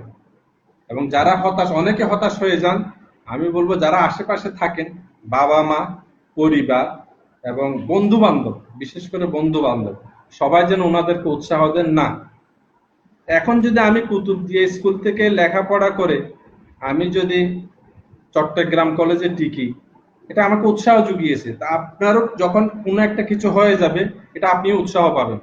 কিন্তু হতাশ হয়ে বসে থাকলে, আমি যদি চট্টগ্রাম কলেজে পরীক্ষা না দিতাম, যে আমি সেকেন্ড ডিভিশন পাইছি, আমি ওখানে পরীক্ষা দিব কেন, তাইলে তো আমার জীবনে সফলতা আসতো না। আপনাকে চেষ্টা করতে হবে। আমি যদি চেষ্টা না করতাম, আমি যদি চট্টগ্রাম বিশ্ববিদ্যালয়ে থেকে যেতাম, হয়তো আমার লাইফ স্টাইলটা অন্যরকম হতো। আমি ঢাকা এসে পরীক্ষা না দিলে আমার লাইফ স্টাইল এরকম হতো না। আমি আজকে উদ্যোক্তা হতাম না, আমি আজকে গার্মেন্টস লাইনে এই প্রতিষ্ঠিত ব্যবসায়ী হইতে পারতাম না। আমার পক্ষে এটা সম্ভব ছিল না। চট্টগ্রাম থাকতাম, অন্যমুখী চিন্তা করতাম হয়তো আমি। সুতরাং স্থান কালপত্র ভেদে আপনাকে ডিসিশন নিতে হবে। হতাশ হওয়া চলবে না। এটা কখনোই মনে আনা উচিত না যে আমি পারি নাই, আজকে পারি নাই, আমি কালকে পারবো। আমরা এখন উদ্যোক্তা হয়েছে, আমরা কি এখনো চেষ্টা করছি না? অনেক ব্যবসায় আমরা ফেল করছি না? আমরা নতুন কিছু করার চেষ্টা করছি না? তো আমাদের চেষ্টা তো অব্যাহত আছে, আমরা তো থেমে নেই। এজন্য আমি নতুন জেনারেশনকে বলবো, নতুন প্রজন্মকে বলবো, কখনোই যেন আপনারা হতাশ না হন, আপনারা বারবার চেষ্টা করেন, সফলতা অবশ্যই আসবে ইনশাল্লাহ। এটাই আমার উদ্দেশ্য। আচ্ছা, আমরা আরেকটা প্রশ্ন নিব। এজামউদ্দিন ভাই প্রশ্ন করেছেন, আমরা শুনেছি বিশ্ববিদ্যালয়ে আপনার একাডেমিক রেজাল্ট অনেক ভালো ছিল, আপনি চাইলে শিক্ষকতা বিদেশে উচ্চশিক্ষা গ্রহণ করতে পারতেন, কিন্তু তা না করে উদ্যোক্তা হওয়ার পথ বেছে নিলেন কেন? আমাদের কুতুবদিয়ার মানুষের মধ্যে সচরাচর এই জিনিসটা কম দেখি, আপনি জিনিসটা কিভাবে দেখেন? ব্যাখ্যা এজামউদ্দিনকে ধন্যবাদ। এজামউদ্দিনই সর্বপ্রথম আমাকে নক করেছিল দীপশিখার উপদেষ্টা হওয়ার জন্য, এবং এজামউদ্দিনের প্রচেষ্টায় আমি বলতে গেলে দীপশিখা আজকে এত বড় প্রতিষ্ঠান। সে অনেক পরিশ্রম করেছে, অনেকে অর্গানাইজ করেছে, অনেকের সাথে যোগাযোগ করেছে প্রথম থেকে। এই জন্য আমি এজাম আমার পক্ষ থেকে হোক, পুরা দীপশিখার পক্ষ থেকে হোক, পুরা দ্বীপবাসী কিংবা ঢাকায় যারা বসবাস আছে, এই দীপশিখা প্রতিষ্ঠার ক্ষেত্রে এজামউদ্দিনকে একটা বিশেষ বিশেষ শুভেচ্ছা আমার। আচ্ছা, এবার আমার পথ বেছে নেওয়ার পালা। সেটা যদি বলি, আংশিক উত্তর বোধহয় আমি আমার ওই লাইফ হিস্ট্রি যখন বর্ণনা করছিলাম ওখানে দিয়ে দিছিলাম, যে আমি সিদ্ধান্ত নিলাম যে আমি ঢাকা বিশ্ববিদ্যালয়ে শিক্ষকতায় আর অ্যাপ্লাই করব না। দুইটা কারণ বলে ফেলছিলাম।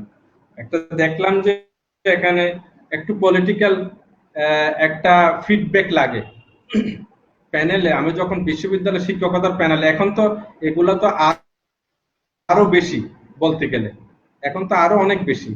তো আমি দেখলাম যে প্রথম উত্তরটা হয়ে গেছে আমার ওখানে, যে বিশ্ববিদ্যালয়ের শিক্ষকতা আমি আর করতে চাই না। দুইটা কারণ, একটা হলো যে আমি ছিলাম দ্বিতীয়, এটা আমি ওদিক থেকে প্যানেলে একটু পিছিয়ে, আর হ্যাঁ আমি তৃতীয় কিংবা চতুর্থ হলো আমি বিশ্ববিদ্যালয়ের শিক্ষক হতে পারতাম যদি আমার পলিটিক্যাল ব্যাকগ্রাউন্ডটা যদি শক্তিশালী থাকতো।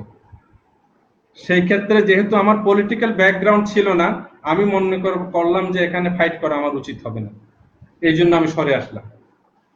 এটা গেল বিশ্ববিদ্যালয়ের শিক্ষক। আরেকটা হলো যে, যেটা হলো যে হ্যাঁ অনেকে উচ্চশিক্ষায় বিদেশে যায়, এবং আমি আরো বিদেশে গিয়ে অনেক কিছু করতে পারতাম, এটা অবশ্যই সত্য কথা। মেইনলি হলো যে আমি গার্মেন্টসে ঢোকার পরে আমার জবটাকে আমি খুব এনজয় করছিলাম। প্রতিটা কাজের একটা এনজয়মেন্ট থাকতে হয়, আনন্দ পেতে হয়। আমি খুব আনন্দ পাচ্ছিলাম। যত ধরনের চ্যালেঞ্জ আসে আমি এটাকে আমি গ্রহণ করতাম এবং আমি নিতাম। তো আমার কর্মজীবনের একটা, আমি আমার বসের একটা উক্তি আমি বলি। আমার যিনি বস ছিলেন, কান্ট্রি ম্যানেজার ছিলেন, উনি একদা ওনার একটা মিটিং এ উনি এটা বলছিলেন যে আমার জীবনে একজনকে আমি খুব সাধুবাদ জানাই। যেহেতু উনি আমার বস ছিলেন, উনি বলছেন তোমরা যে কাজ করছো আজকাল ছেলেপেলেরা, আমি তোমাকে একটা উদাহরণ দিব, সেটা হলো মোমেন সাহেবের উদাহরণ দিব। তো এই ভদ্রলোক আমার সাথে কাজ করছে। আমার যখন সন্ধ্যা 6টা বাজতো কিংবা 7টা বাজতো, আমি ইচ্ছে করে মোমেন সাহেবের টেবিলে কিছু কাজ দিয়ে যেতাম, যে ওনার রিয়েকশন বোঝার জন্য, যে আমার রিয়েকশন কি হয় সন্ধ্যা 7টার সময়, যে মোমেন সাহেব এটা একটু পেন্ডিং রয়ে গেছে, এটা একটু করে দেন।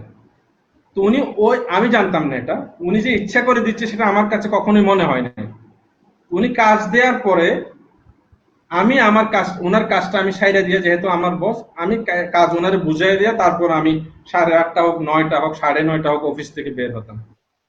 তো পরবর্তী জীবনে উনি একটা উদাহরণ টানছেন আমার, সেটা এই জন্য যে মোমেন সাহেব আমি দেখছি, আমি ওনাকে টেস্ট করার জন্য সন্ধ্যা 7টার সময় কিছু কাজ দিতাম। এই ভদ্রলোককে আমি কখনোই শুনি নাই যে এই কাজটা আমি কালকে করে দিব। এটা উনি ওনার পরবর্তী যারা এমপ্লয়ি ছিলেন ওনাদেরকে গল্পটা শোনাচ্ছেন, আমি জানতাম না। এবং একজন এমপ্লয়ি ফোন করে আমাকে বলছেন যে ভাইয়া আপনার নামে আজকে এরকম একটা কথা শুনছি, খুব ভালো লাগলো।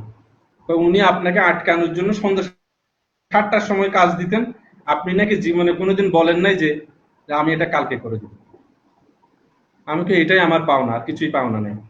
তো এজামের কথায় আমি এটাই বলবো যে আমি কাজটাকে খুব এনজয় করছিলাম, এই জন্য আমি আসলে অন্য কোথাও চিন্তা করি নাই, এবং সে এনজয়মেন্ট আমার কাজে লাগছে। আমি এখনো এনজয় করি, আমার বায়ারদের সাথে কথা বলতে আমি বিজনেস নিয়ে এনজয় করি, এটাই আমার শখ, এখন শখ হয়ে গেছে।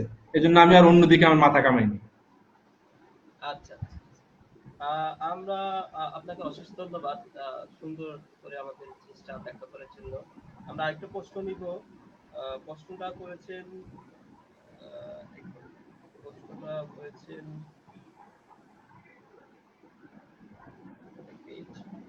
আব্দুল মজিদ, দীপশিকার বর্তমান সভাপতি আব্দুল মজিদ ভাই একটা প্রশ্ন করেছেন যে উদ্যোক্তা হওয়ার প্রাথমিক পর্যায়ে আপনি কোন কোন প্রতিবন্ধকতার সম্মুখীন হয়েছিলেন, এগুলা কিভাবে সামনের দিকে এগিয়ে নিয়ে গেছেন এর উদ্দেশ্যে আপনি কি বলবেন? আপনি হয়তো প্রশ্নটা স্ক্রিনে দেখতে পাচ্ছেন। দেখতে পাচ্ছি। আচ্ছা, উদ্যোক্তা হওয়ার প্রাথমিক পর্যায়ের প্রতিবন্ধকতা শেষ নেই। আমি বলবো সর্বপ্রথম প্রতিবন্ধকতা আমি বলবো যে মনের সাহস না থাকলে কখনোই উদ্যোক্তা হওয়া যাবে না। এই যে অনেকে হতাশ হয়ে পড়ে, হতাশ হলে উদ্যোক্তা হওয়া যাবে না। সুতরাং বাধা বিপত্তি আসবে, এটা আপনাকে কিভাবে ওভারকাম করবেন সেটা সবসময় চিন্তায় রাখতে হবে। এটা হলো 1 নাম্বার। দ্বিতীয় নাম্বার, উদ্যোক্তা হওয়ার ক্ষেত্রে বড় বাধা অবশ্যই এটা সবাই জানে, সেটা হলো যে মূলধন। আমি যখনই কোনো একটা ব্যবসা শুরু করতে যাব, কিছু না কিছু পুঁজি ছাড়া শূন্য হাতে একজন পানের দোকান দেবে, তারও 10,000 টাকা দরকার। সেও একজন উদ্যোক্তা, তার মতো সে একজন উদ্যোক্তা। সে যে পানের ব্যবসা করছে, আরেক জায়গা থেকে পান এনে সে কাস্টমারকে দিচ্ছে, সেও একজন উদ্যোক্তা, কিন্তু তারও তো 10,000 টাকা লাগে। তো সুতরাং মূলধন হলো বড় বাধা সবচাইতে।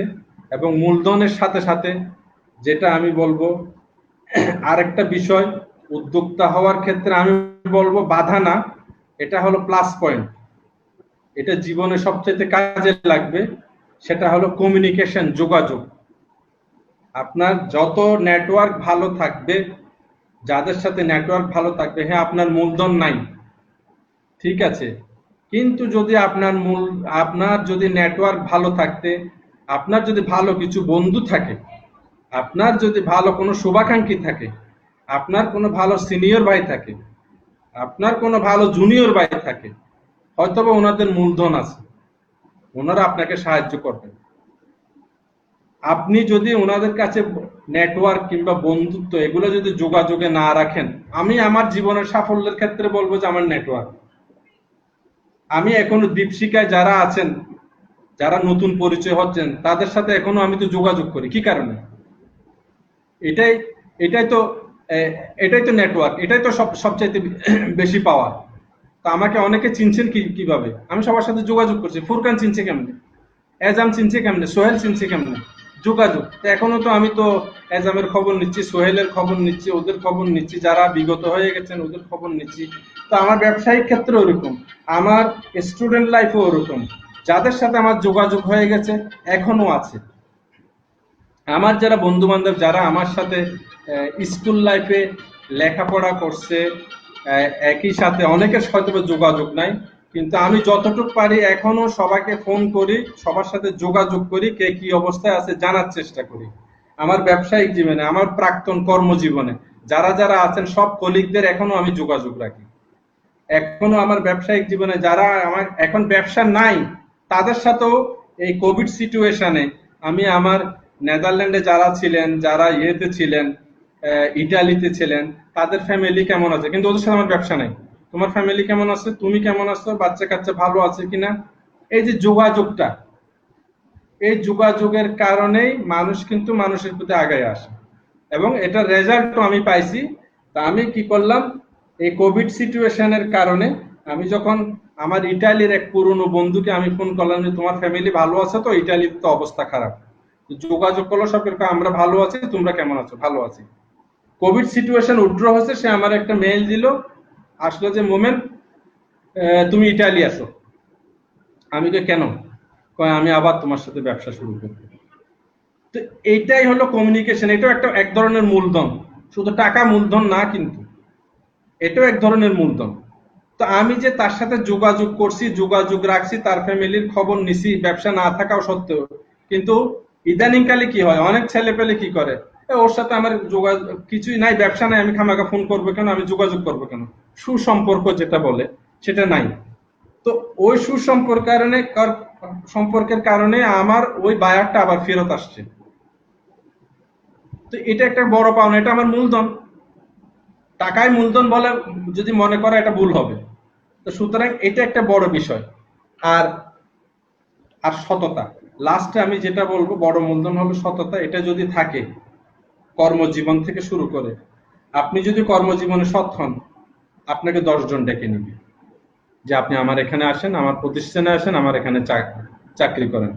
আর আপনি যে জীবনের প্রাথমিক পর্যায় থেকে যদি আপনি চাকরি জীবনে দুর্নাম একটা নিয়ে থাকেন, এটা কর্পোরেট মার্কেটে কেউ না কেউ জেনে যায়, আপনার মূলধন আপনি ওখানে হারাইয়ে ফেলছেন, অনেকে ডাকবে না। তো সুতরাং আমি বলবো যে বাধার ক্ষেত্রে যোগাযোগ একটা বাধা।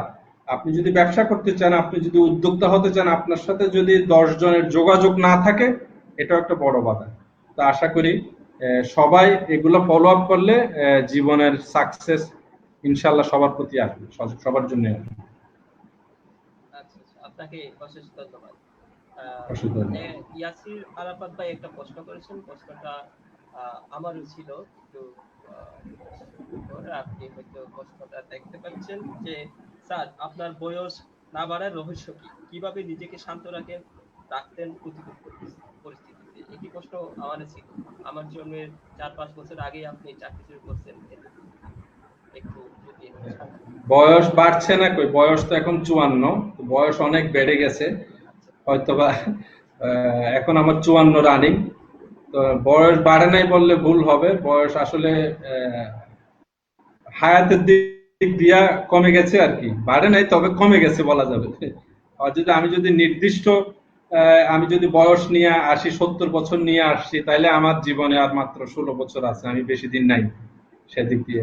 যাও, ওটা যদি আমি প্রপার আনসার দিই সেটা হবে যে বয়স না বাড়ার জন্য আমার মনে হয় কিছুটা হলো খাদ্যাভ্যাস। আমি বলবো আমি খুব পরিমিত খাই, সেটাকে এখনো আমি পরিমিত খাই। আর একটা হলো যে হালকা ব্যায়াম, আমি যেটা এখনো করি, একটু হাঁটা চলা, ফিজিক্যাল এক্সারসাইজটা, এই দুইটা জিনিসই আমি কখনোই ওভার ইটিং করি না, কখনোই বিশেষ করে ফাস্ট ফুড জাতীয় জিনিসগুলো আমি খাই না, এটা আমার আগ্রহ না। বিরিয়ানি তিরানি খাওয়া এগুলো আমার অভ্যাস নেই। সবসময় সবজি জাতীয় জিনিস আর হলো যে হালকা ব্যায়াম, এটাই মনে হয়। আর বাকিটা হতে পারে জেনেটিক, কারণ আমার ফ্যামিলিতে খুব একটা মোটা সোটা কেউ নেই। প্রতিকূল পরিবেশে কিভাবে শান্ত রাখেন, এই প্রশ্নের দ্বিতীয় অংশ যেটা ছিল। এটা একটা কঠিন প্রশ্ন। শান্ত হলো যে হ্যাঁ, অনেকেই যে কোনো প্রতিকূল পরিবেশে বেশি রাগান্বিত হয়ে যায়। তো আমি হয়তোবা এটা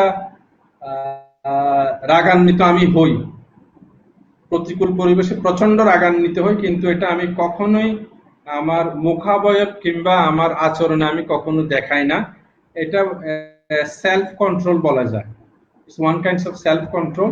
হ্যাঁ, আমি কথাবার্তায় পরে বুঝিয়ে দিই, কিন্তু মানুষ যেভাবে এক্সপ্রেশন দেখায় খারাপ ভাবে, সেটা আমি কখনোই দেখাই না, এবং নিজের মধ্যে এটা আমি রেখে পরবর্তীতে আমি ওনাদেরকে জানিয়ে দিই যে আমি এটাতে অসন্তুষ্ট ছিলাম, এটুক বলি। কিন্তু আমি কখনো রেগে যাই না, এটা হয়তো আমার স্বভাব, চারিত্রিক একটা অংশ বলা যাবে। স্যার আমরা আমাদেরকে অনেকেই দেখতেছেন, জয়নাল আবেদিন স্যার বললো আমাদেরকে দেখতেছি, আর দেখতেছেন। আমরা আরেকটা প্রশ্ন দেখি। প্রশ্নটা হলো আগামীর কুতুবদিয়া নামে একজন আইডি থেকে প্রশ্নটা করছেন। স্যার প্রশ্নটা হয়তো আপনি স্ক্রিনে দেখতে পাচ্ছেন। অসংখ্য ধন্যবাদ দীপশিখাকে। বিশ্বের বর্তমান পরিস্থিতিতে চাকরির পিছনে না ঘুরে উদ্যোক্তা হওয়াই ভালো। স্যারের কাছে প্রশ্ন, সকল উদ্যোক্তা হওয়ার জন্য কি কি বিষয় প্রাধান্য দিতে হবে? আপনি হয়তো অলরেডি ব্যাখ্যা করেছেন। আর নতুন উদ্যোক্তার ঝুঁকি সমূহ কি কি জানতে চান? কিছু কিছু এই প্রশ্নের অধিকাংশ উত্তর বোধহয় কিছু হয়েও গেছে, তারপরও আবার একটু রিপিটেডলি বলি।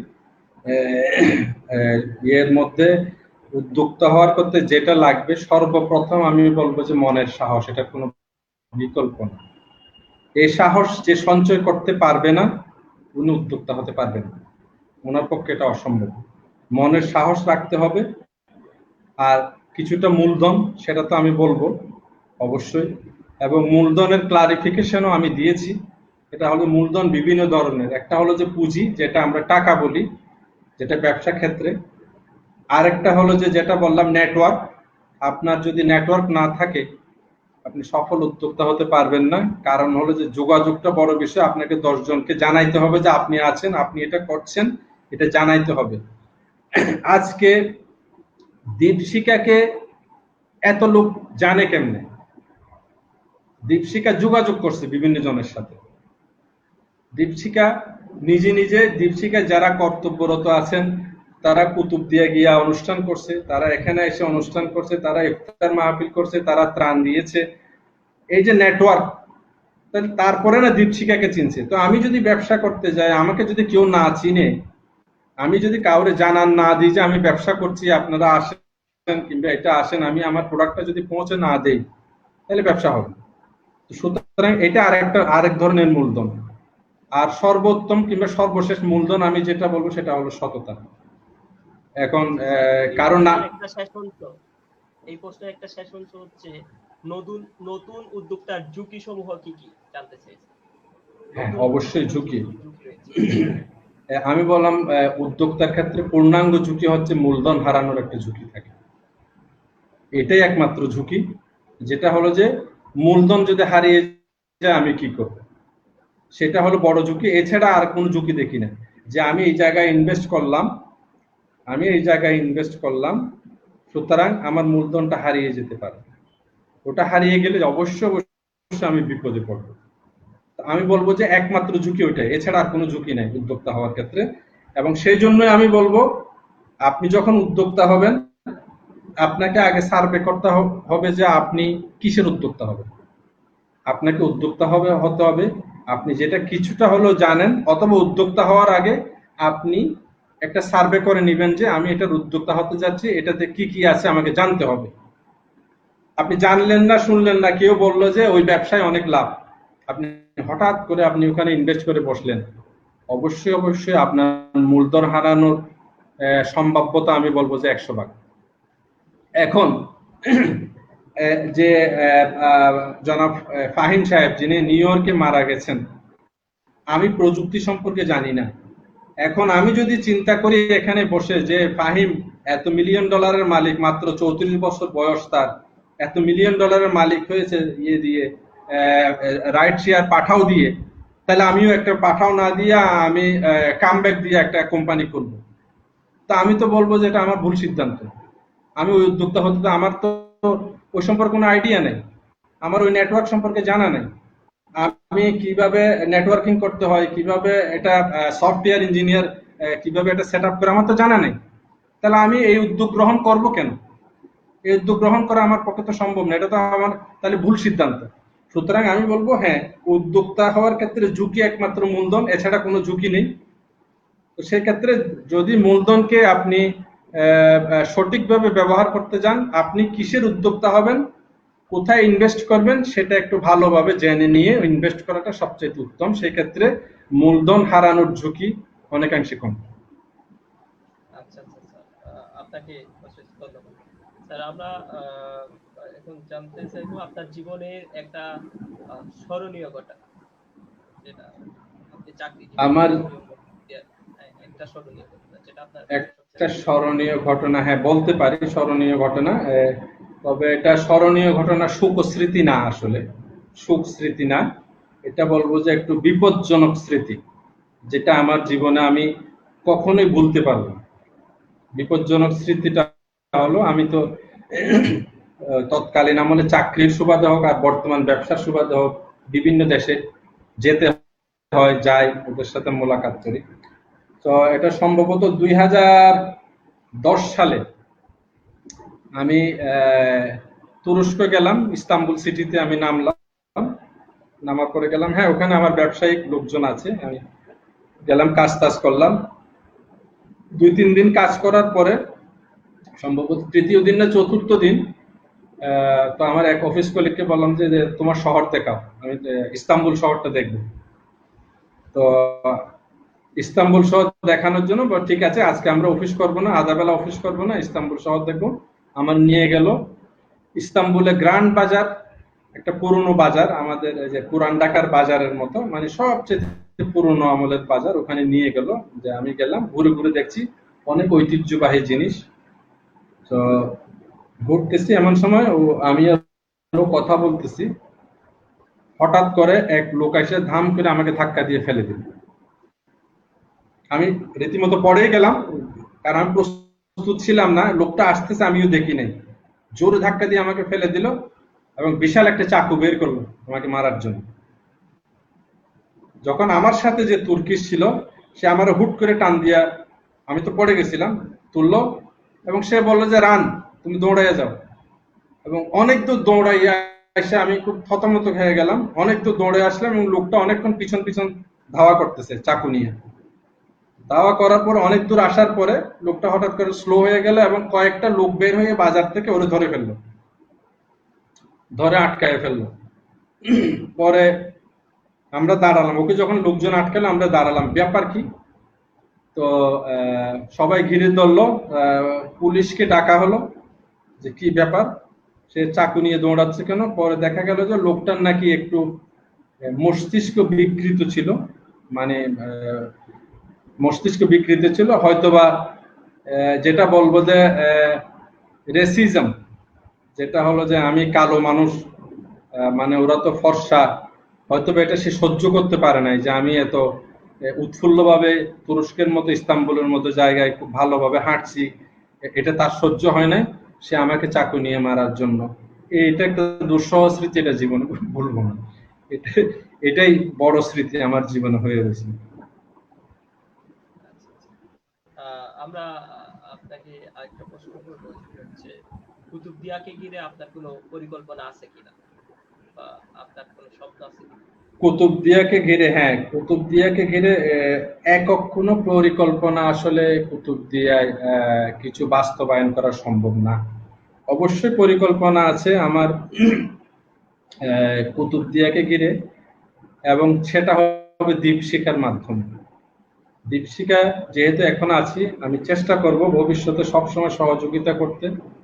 তো যেহেতু আমি জিওগ্রাফির একজন ছাত্র, তো কিছুটা হলো সাগরের ভাঙন, নদীর ভাঙন, কিভাবে ভাঙন রক্ষা করা যায়, এগুলো কিছু কিছু চ্যাপ্টার আমাদের ছিল। এবং যে ক্লাইমেটিক চেঞ্জ, যে আবহাওয়ার যে পরিবর্তন, বড়কালে যে আসছে, কিভাবে নিম্নাঞ্চল ডুবে যাবে, এগুলা সম্পর্কে একটু লেখাপড়া যেহেতু আছে, সুতরাং এটা নিয়ে আমি চিন্তা করি। আমার যেহেতু লেখাপড়া যেটা নাই সেটা নিয়ে আমি চিন্তা করি না।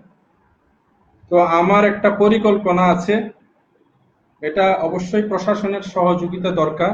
আমার পরিকল্পনাটা অবশ্যই কুতুবদিয়ার দীপশিখার মাধ্যমেই হবে। সেই পরিকল্পনাটা হলো কুতুবদিয়ার বেড়িবাঁধ বলেন, এই বলেন, ভাঙন বলেন, এগুলা মহা পরিকল্পনা। এগুলা সরকারিভাবে কোনো কাজ ছাড়া কোনো একক ব্যক্তির, আমরা যতই বলি এমনি ফেসবুকে বলেন, মিডিয়ায় বলেন, অনেকেই লিখা যায়, এটা বাস্তবিক পক্ষে একক জিনিসে এত বড় কিছু পরিকল্পনা নেওয়া সম্ভব না। সরকারি অনুদানই লাগবে, সরকারি সাহায্যই লাগবে। তো আমার যে ছোট্ট পরিকল্পনা, আমার লেখাপড়া থেকে আমার যে অনুধাবন, সেটা হলো, এবং বাস্তবিক পক্ষ একটা অনুধাবন আছে আমার, সেটা আমি বলবো, এখন যেখানে মাতবর পাড়া, বড়ঘুপ মাতবর পাড়া যে মসজিদটা আছে, আমরা ছোটকালে দেখছি এই মসজিদটা নিশ্চিহ্ন হওয়ার পথে।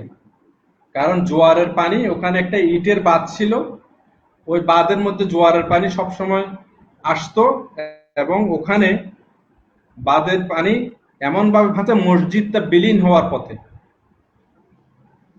পরবর্তীতে দেখা গেল সরকার একটু উদ্যোগ নিয়ে এখানে একটুখানি ঝাউবনের সৃষ্টি করলো।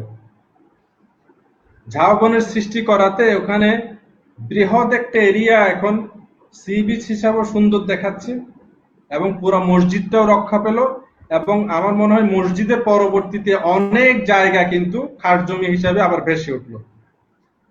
এটা হলো আমার প্র্যাকটিক্যাল দেখা।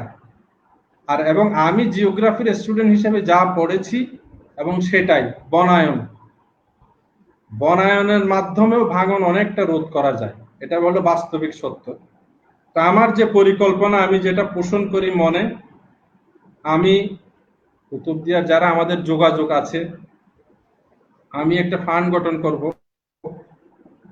দীপশিকার মাধ্যমে ওনারা একটা সার্ভে চালাবো কোথায় ভাঙন বেশি, এবং আমরা দরকার পড়লে থানা প্রশাসন এবং ইউএনও প্রশাসন সহ বন বিভাগ সহ সবাই বসে কিভাবে বৃক্ষরোপণ করে অ্যাটলিস্ট কিছুটা ভাঙন রোধ করা যায়, এবং কিভাবে বৃক্ষগুলা রোপণের পরে কিভাবে এটা মেইনটেইন করা যায় কাউকে কাউকে দায়িত্ব দিয়া, এবং ভাঙনটা কিভাবে আমরা কমায় আনতে পারি, কিংবা যে এলাকায় ভাঙন হচ্ছে সেটা কিভাবে সরকারি পরিকল্পনা ছাড়াও কিভাবে রক্ষা করতে পারি।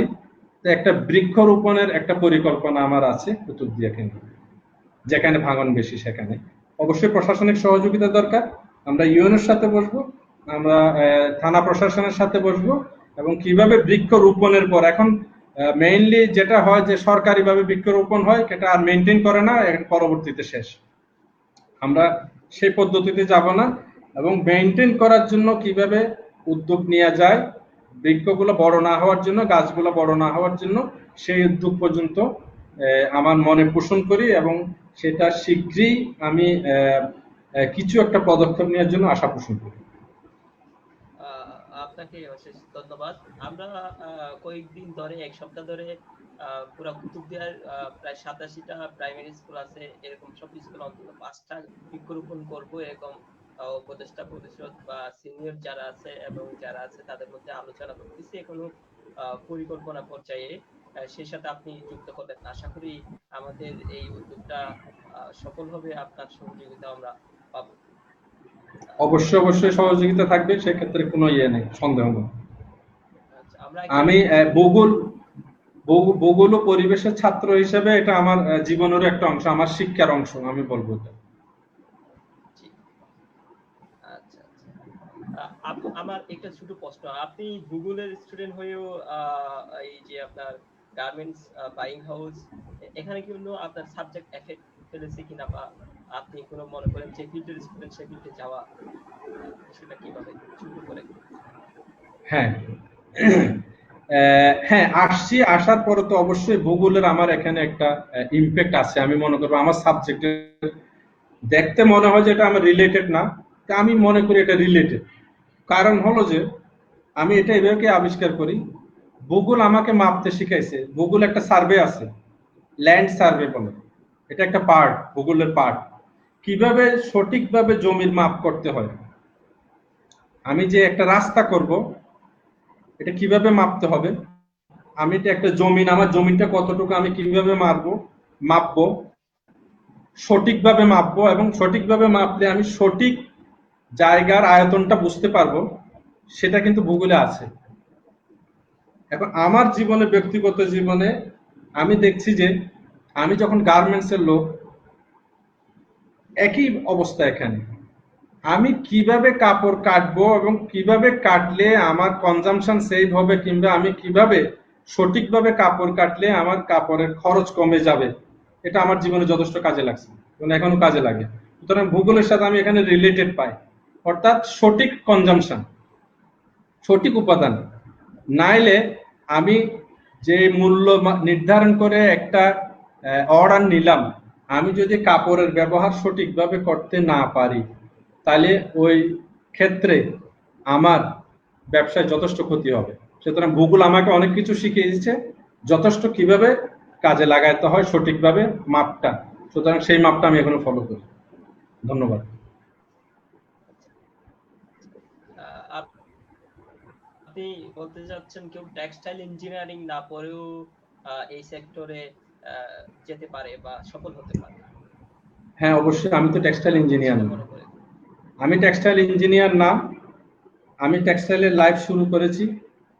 এখন ইনশাল্লাহ আমি বলবো আমাদের ডাইং এর ক্ষেত্রে অনেক ক্ষেত্রে আমি টেক্সটাইল ইঞ্জিনিয়ারদেরকে আমার অভিজ্ঞতা শেয়ার করি এবং ওনারা এটা বোঝার চেষ্টা করেন, না স্যার আপনি ঠিক বলছেন, এটা এভাবে হলে ভালো হবে। এটা হলো অভিজ্ঞতার বিষয়। টেক্সটাইল ইঞ্জিনিয়ার না হয়েও টেক্সটাইল ইঞ্জিনিয়ারদেরকে অভিজ্ঞতা শেয়ার করা যায় এবং ওটা কাজে লাগে। আচ্ছা স্যার, আমাদের আমরা অনুষ্ঠানের শেষ পর্যায়ে অনেকক্ষণ সময় হয়ে গেছে, আমরা একটু শেষের দিকে আর কিছু প্রশ্ন নিব। আহ, একজন প্রশ্ন করেছেন, ইমরান হাকিমুল্লাহ ভাই একটা প্রশ্ন করেছেন, আপনি স্ক্রিনে দেখতে পাচ্ছেন যে প্রশ্নটা, দীপশিকার প্রধান উপদেষ্টা হিসেবে দীপশিকার সাথে আপনার কাজ করার অভিজ্ঞতা জানতে চাই। আমার এই প্রশ্নটা আমার মনে হয় একটু অপোজিট হয়ে গেছে ইমরানের। কারণ হলো যে উচিত যে দীপশিকা আমার সাথে কাজ করে কিরকম আনন্দ বোধ করছে, আমি কতটুকু দীপশিকাকে দিতে পারছি, এটা উচিত ছিল। বলতে গেলে আমি তো অবশ্যই আনন্দ পাই যখন দীপশিকার সবাই আসে, এক একজন আসে আমার সাথে। আমি কখনোই যতটুকু চেষ্টা করি দীপশিকাকে সময় দেওয়ার চেষ্টা করি, কারণ হলো যে যেহেতু প্রথম থেকে আমি জড়িত আছি, আশা করি দীপশিকার পরবর্তী প্রজন্ম যতদিন আমার কাছে আসবে, আমার যতদিন সামর্থ্য থাকবে, আমি ততদিনই দীপশিকার সাথে থাকবো। কারণ এটা একটা পরিচিত প্ল্যাটফর্ম, এরা দেশের জন্য কাজ করছে, অনুযোগের জন্য কাজ করছে, এটা একটা বড় অনুপ্রেরণা ছোটদের জন্য এবং আমার জন্য। আমি সবসময় দীপশিকের সাথে কাজ করতে অসম্ভব আনন্দ পাই এবং যখনই ইচ্ছে, আমার খুব জরুরি না থাকলে ওদেরকে আমি না করি না, আমি সবসময় বলি যে না এই সময় চলে আসেন, আমি সময় দিব। সেক্ষেত্রে আমি ভবিষ্যতে এভাবে যারা আসবে, ভবিষ্যতে হয়তো আপনারা থাকবেন না, যারা আসবে তাদেরকে আমি সময় দিব। আচ্ছা আচ্ছা, এখানে আরেকটু প্রশ্ন হচ্ছে যে আপনি তো দীপশিকার সাথে 4 বছর ধরে আছেন, আপনি আমাদের 4 বছরের সব কার্যক্রমেই ছিলেন, আর্থিক সহযোগিতা, মানসিক সহযোগিতা, পরামর্শ সব দিয়ে আমাদের সহযোগিতা করেছেন। দীপশিকা আপনার প্রতি অশেষ কৃতজ্ঞ। এই জায়গায় আমি একটু আপনাকে যোগ করবো যে আপনি দীপশিকার কাছে কি প্রত্যাশা করেন, মানে হচ্ছে আপনি 5 বছর পরে দীপশিকাকে কোন অবস্থানে দেখতে চান, আপনার প্রত্যাশাটা কি? আমার প্রত্যাশা যতটুক ছিল, দীপশিকা অনেক এগিয়ে গেছে বলতে গেলে। প্রথম দিকে প্রত্যাশা অনুযায়ী হয় নাই, পরে আস্তে আস্তে যতই দিন যাচ্ছে দীপশিকার বিস্তৃতি দেখে আমার খুবই ভালো লাগছে। তো ভবিষ্যতে এই যে আমার যে পরিকল্পনাগুলোর সাথে আমি যে দীপশিকাকে দিয়ে কিভাবে আমি দীপশিকাকে আর নতুন কোনো কাজে জড়িত করব। এখন দেখলাম যে আমার ব্রেইনে একটা ছিল বৃক্ষরোপণ, সেটা দেখে দীপশিকার ছেলেপেলেরা আহ, আগেই একটু গ্রহণ করে ফেলেছে বোধহয় আমার আগে। সুতরাং আমি দেখতেছি যে আমার চাইতে অ্যাডভাইজারের চাইতে দীপশিকা ছেলেপেলেরা অনেক অ্যাডভান্স আছে। তো আমি বলবো সেই ক্ষেত্রে এটা স্পষ্ট যে দীপশিকা ভবিষ্যতে আরো বেশি এগিয়ে যাবে, ওরা আরো নতুন নতুন পরিকল্পনা গ্রহণ করবে। এখন যে অবস্থান থেকে আছে হয়তো আরো 2 বছর পরে এটা অনেক একটা উচ্চ পর্যায়ের প্রতিষ্ঠানে নিয়ে যাবে। প্রসঙ্গত বলতে চাই, আরেকটু বলতে চাই দীপশিকার বিষয়ে, সেটা হলো যে অনেকের একটা দাবি ছিল যারা দীপশিকার সাথে জড়িত জানেন, ঢাকা শহরে যারা আমরা আছি, দীপশিকাকে কিভাবে একটা আরেকটু বড় প্ল্যাটফর্ম, দীপশিকা তো থাকবেই, এটার একটু মাদার হিসাবে কিভাবে একটা কুতুবদিয়া সমিতি ঢাকা হিসাবে প্রতিষ্ঠা করা যায়, সেটার একটু ছিল। আমরা এই কোভিড সিচুয়েশন না হলে হয়তো ওটার কার্যক্রম শুরু হয়ে যেত। তো আমি আজকে যারা ওয়াচ করছেন, যারা অনুষ্ঠান দেখছেন, কুতুবদিয়াবাসী দ্বীপের বাইরে আছেন, আমরা কুতুবদিয়া সমিতি ঢাকা নামে একটা কিছু প্রতিষ্ঠা করতে যাই। এই দীপশিকার প্ল্যাটফর্ম থেকে এখন যে যোগাযোগ আছে, এখন আমাদের প্রায় সদস্য ছাত্রছাত্রী আছেন এবং ওনাদের অনেক ফ্যামিলি ঢাকায় থাকেন, আমিও অনেকদেরকে চিনি। ওনাদেরকে নিয়ে আরো নতুন ভাবে কুতুবদিয়া সমিতি ঢাকা নামে কিছু একটা শুরু করার পরিকল্পনা, এবং দীপশিকাকে সবসময় দীপশিকা এটার সংগঠন হিসেবেই থাকবে, এটাই আমার কামনা। এই কমেন্ট বক্সে আমরা দুই একটা প্রশ্ন নিতে চাই। এই স্যার, প্রশ্নটা আপনি হয়তো দেখতে পাচ্ছেন, ইরানুল ইসলাম নামে একজন প্রশ্ন করেছেন, বড় ভাই আপনি যখন গার্মেন্টস সেক্টরে এসেছিলেন তখনকার আরএমজি সেক্টর আর বর্তমানে উল্লেখযোগ্য কোনো পরিবর্তন হয়েছে কিনা, আপনি কি মনে করেন? আমি উল্লেখযোগ্য তো পরিবর্তন তো অবশ্যই, আমি গার্মেন্টস সেক্টরে এসেছি 1996, সে আজকে 2025 বছরের বিষয়। তো তখন গার্মেন্টস সেক্টরের একটাই কথাই বলবো, আমরা যখন গার্মেন্টস সেক্টরে ঢুকেছি আহ, দুই ক্যাটাগরিতে বলবো। একটা ক্যাটাগরি হলো যে ব্যক্তি জীবন। আমরা যখন গার্মেন্টস সেক্টরে ঢুকেছি, আমরা বিশাল একটা বাধার সম্মুখীন ছিলাম, কারণ গার্মেন্টস সেক্টরে যারা কাজ করে ওনাদেরকে কেউ ভালো চোখে দেখতো না। এবং সেই ক্ষেত্রে আমি বলবো ব্যক্তিগতভাবে, আমরা যখন 1996-97 সালে গার্মেন্টসে কাজ করি, আমরা বিয়ে করতে গিয়ে যথেষ্ট কি বলবো হেনস্থার সম্মুখীন হয়েছি। যে বিয়ে করতে গিয়ে যে ও গার্মেন্টসে কাজ করে, এদেরকে তো মেয়ে দেয়া যাবে না, স্পষ্ট ভাষায় গার্মেন্টসে কাজ করে এনাদেরকে মেয়ে দেয়া যাবে না, অর্থাৎ গার্মেন্টসে যারা কাজ করে ওরা ভালো মানুষ না, এরকম একটা দৃষ্টিভঙ্গি 1990 থেকে প্রায় 2000 সাল পর্যন্ত কাজ করতো, আমি যা দেখছি। এটা হলো একটা বড় পরিবর্তন। এই পরিবর্তনে এসে এখন বলবো, এখন মেয়ের বাবারা আমি বলবো যে গার্মেন্টস এর মার্চেন্ডাইজার কোথায় আছে এটা খুঁজে, কারণ বেতন টেতন একটু ভালো পায়, সচ্ছল জীবন যাপন করে। তো টোটালি অপোজিট, এটাই হলো একটা ব্যক্তিগত জীবন। কারণ আমি বিয়ে করতে গিয়ে এরকম প্রশ্নের সম্মুখীন হয়েছি না, গার্মেন্টসে কাজ করে এনাদেরকে তো মেয়ে দেওয়া যাবে না। অবশ্যই এটা সুখের খবর যে অনেকে মেয়ে দেয়া যাবে না, তারা আবার পরে আফসোস করতেছে, ওরে বাবা গার্মেন্টসে কাজ করে তো ঢাকা শহরে এই করে ফেলছে, যাও কিছু বললাম না, এই করে ফেলছে, মেয়ে না দিয়ে তো ভুল করছি, এরকমও শোনা গেছে আর কি। এটা একটা বিরাট পরিবর্তন। অর্থাৎ গার্মেন্টস সেক্টরকে এখন সবাই পজিটিভ হিসাবে দেখে, যখন আমরা ঢুকছিলাম তখন নেগেটিভ হিসাবেই দেখতাম। আর বাকিটা তো বলার অপেক্ষা রাখে না, এখন আধুনিক যুগ, সবাই জানে বাংলাদেশের এখন বৃহত্তম ইনকাম হচ্ছে গার্মেন্টস সেক্টর, এখন সবাই এটার পিছনে। তো সুতরাং পরিবর্তন তো অবশ্যই, এটা ক্ষুদ্রভাবে বলার কোনো মানে হয় না, এটা বিশাল পরিবর্তন। বাংলাদেশের অর্থনৈতিক চালিকা শক্তি এখন গার্মেন্টস, দ্বিতীয়টা এখনো গার্মেন্টস এর মতো করে উঠে আসে নাই, অনেকগুলো মিলে দ্বিতীয় অর্থনৈতিক শক্তি এই। আচ্ছা আচ্ছা, আমরা একটা প্রশ্ন নিব। একজন জানতে চেয়েছেন, স্যার, কুতুবদিয়ায় নতুন উদ্যোক্তা সৃষ্টি করার ক্ষেত্রে আপনার কোনো উদ্যোগ আছে কিনা বা সামনের দিন আছে কিনা? আমার উদ্যোগ নাই, তবে আমি বলবো যে হ্যাঁ, যারা উদ্যোক্তা হওয়ার জন্য আগ্রহী তারা যদি আমাদের কাছে আসে, পরামর্শ চায়, আমরা সবসময় পরামর্শ দিব। পরামর্শ ছাড়াও যেখানে যেভাবে পারি সাহায্য করব, সেটা উদ্যোক্তা সৃষ্টিতে সাহায্য করবে, এটাই আমি মনে করি।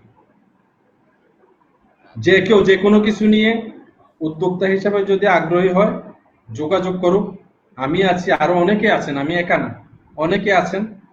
অনেকে কেউ যদি সাহায্য নাও করে থাকে আমার কাছে আসুক, আমার সাধ্য মতো আমি রাস্তা দেখাবো, আমি সাহায্য করবো।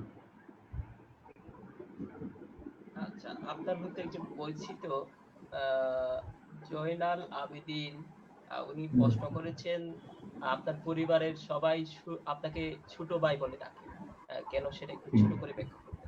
বড় আমাকে ছোট ভাই বলে ডাকে জয়নাল, যে বলতেছে সেও আমাকে ছোট ভাই ডাকে, তার মানে আমি জয়নালের ছোট সেটা না। আসলে আমি 4 ভাইয়ের মধ্যে ছোট, এই জন্য সবাই ছোট ভাই ডাকে।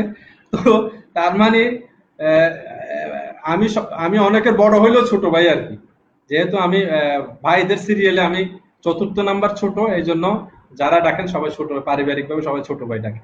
ধন্যবাদ জয়নালকে। জয়নাল হচ্ছে যে আমার ছোট বোনের হাজবেন্ড। আচ্ছা আচ্ছা, আমাদের 10টা বেজে গেছে, অনুষ্ঠান প্রায় শেষ পর্যায়ে।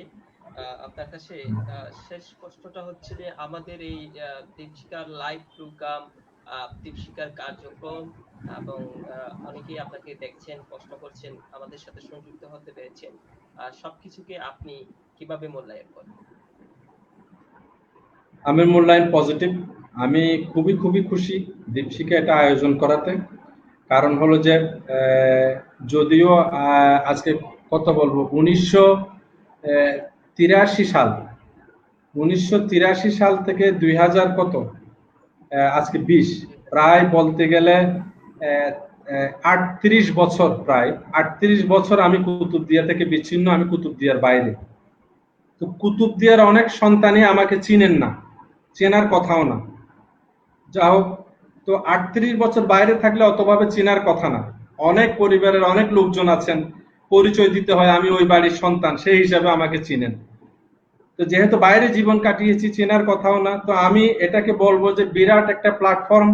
আজকে হয়তো বা বসে কুতুবদিয়ার অনেক লোক আমাকে চিনতে পারছেন যে আমি কুতুবদিয়াবাসী, এই জন্য আমি গর্ববোধ করছি। আমার দেশের লোকজন, আমার থানার লোকজন, আমার যারা শুভাকাঙ্ক্ষী আছেন সবাই আমাকে চিনতে পারছেন, ডাইরেক্ট না চিনলেও আরেকজনের মাধ্যমে চিনতে পারছেন। এই জন্য আমি দীপশিখাকে অসম্ভব অসম্ভব ধন্যবাদ জানাই, এবং এরকম বিষয়গুলো চালু রাখার জন্য এবং উদ্যোগটা আরো বেশি ভালোভাবে বেশি বেশি নেওয়ার জন্য আমি দীপশিখাকে সাধুবাদ জানাই। আচ্ছা, আপনাকে অশেষ ধন্যবাদ।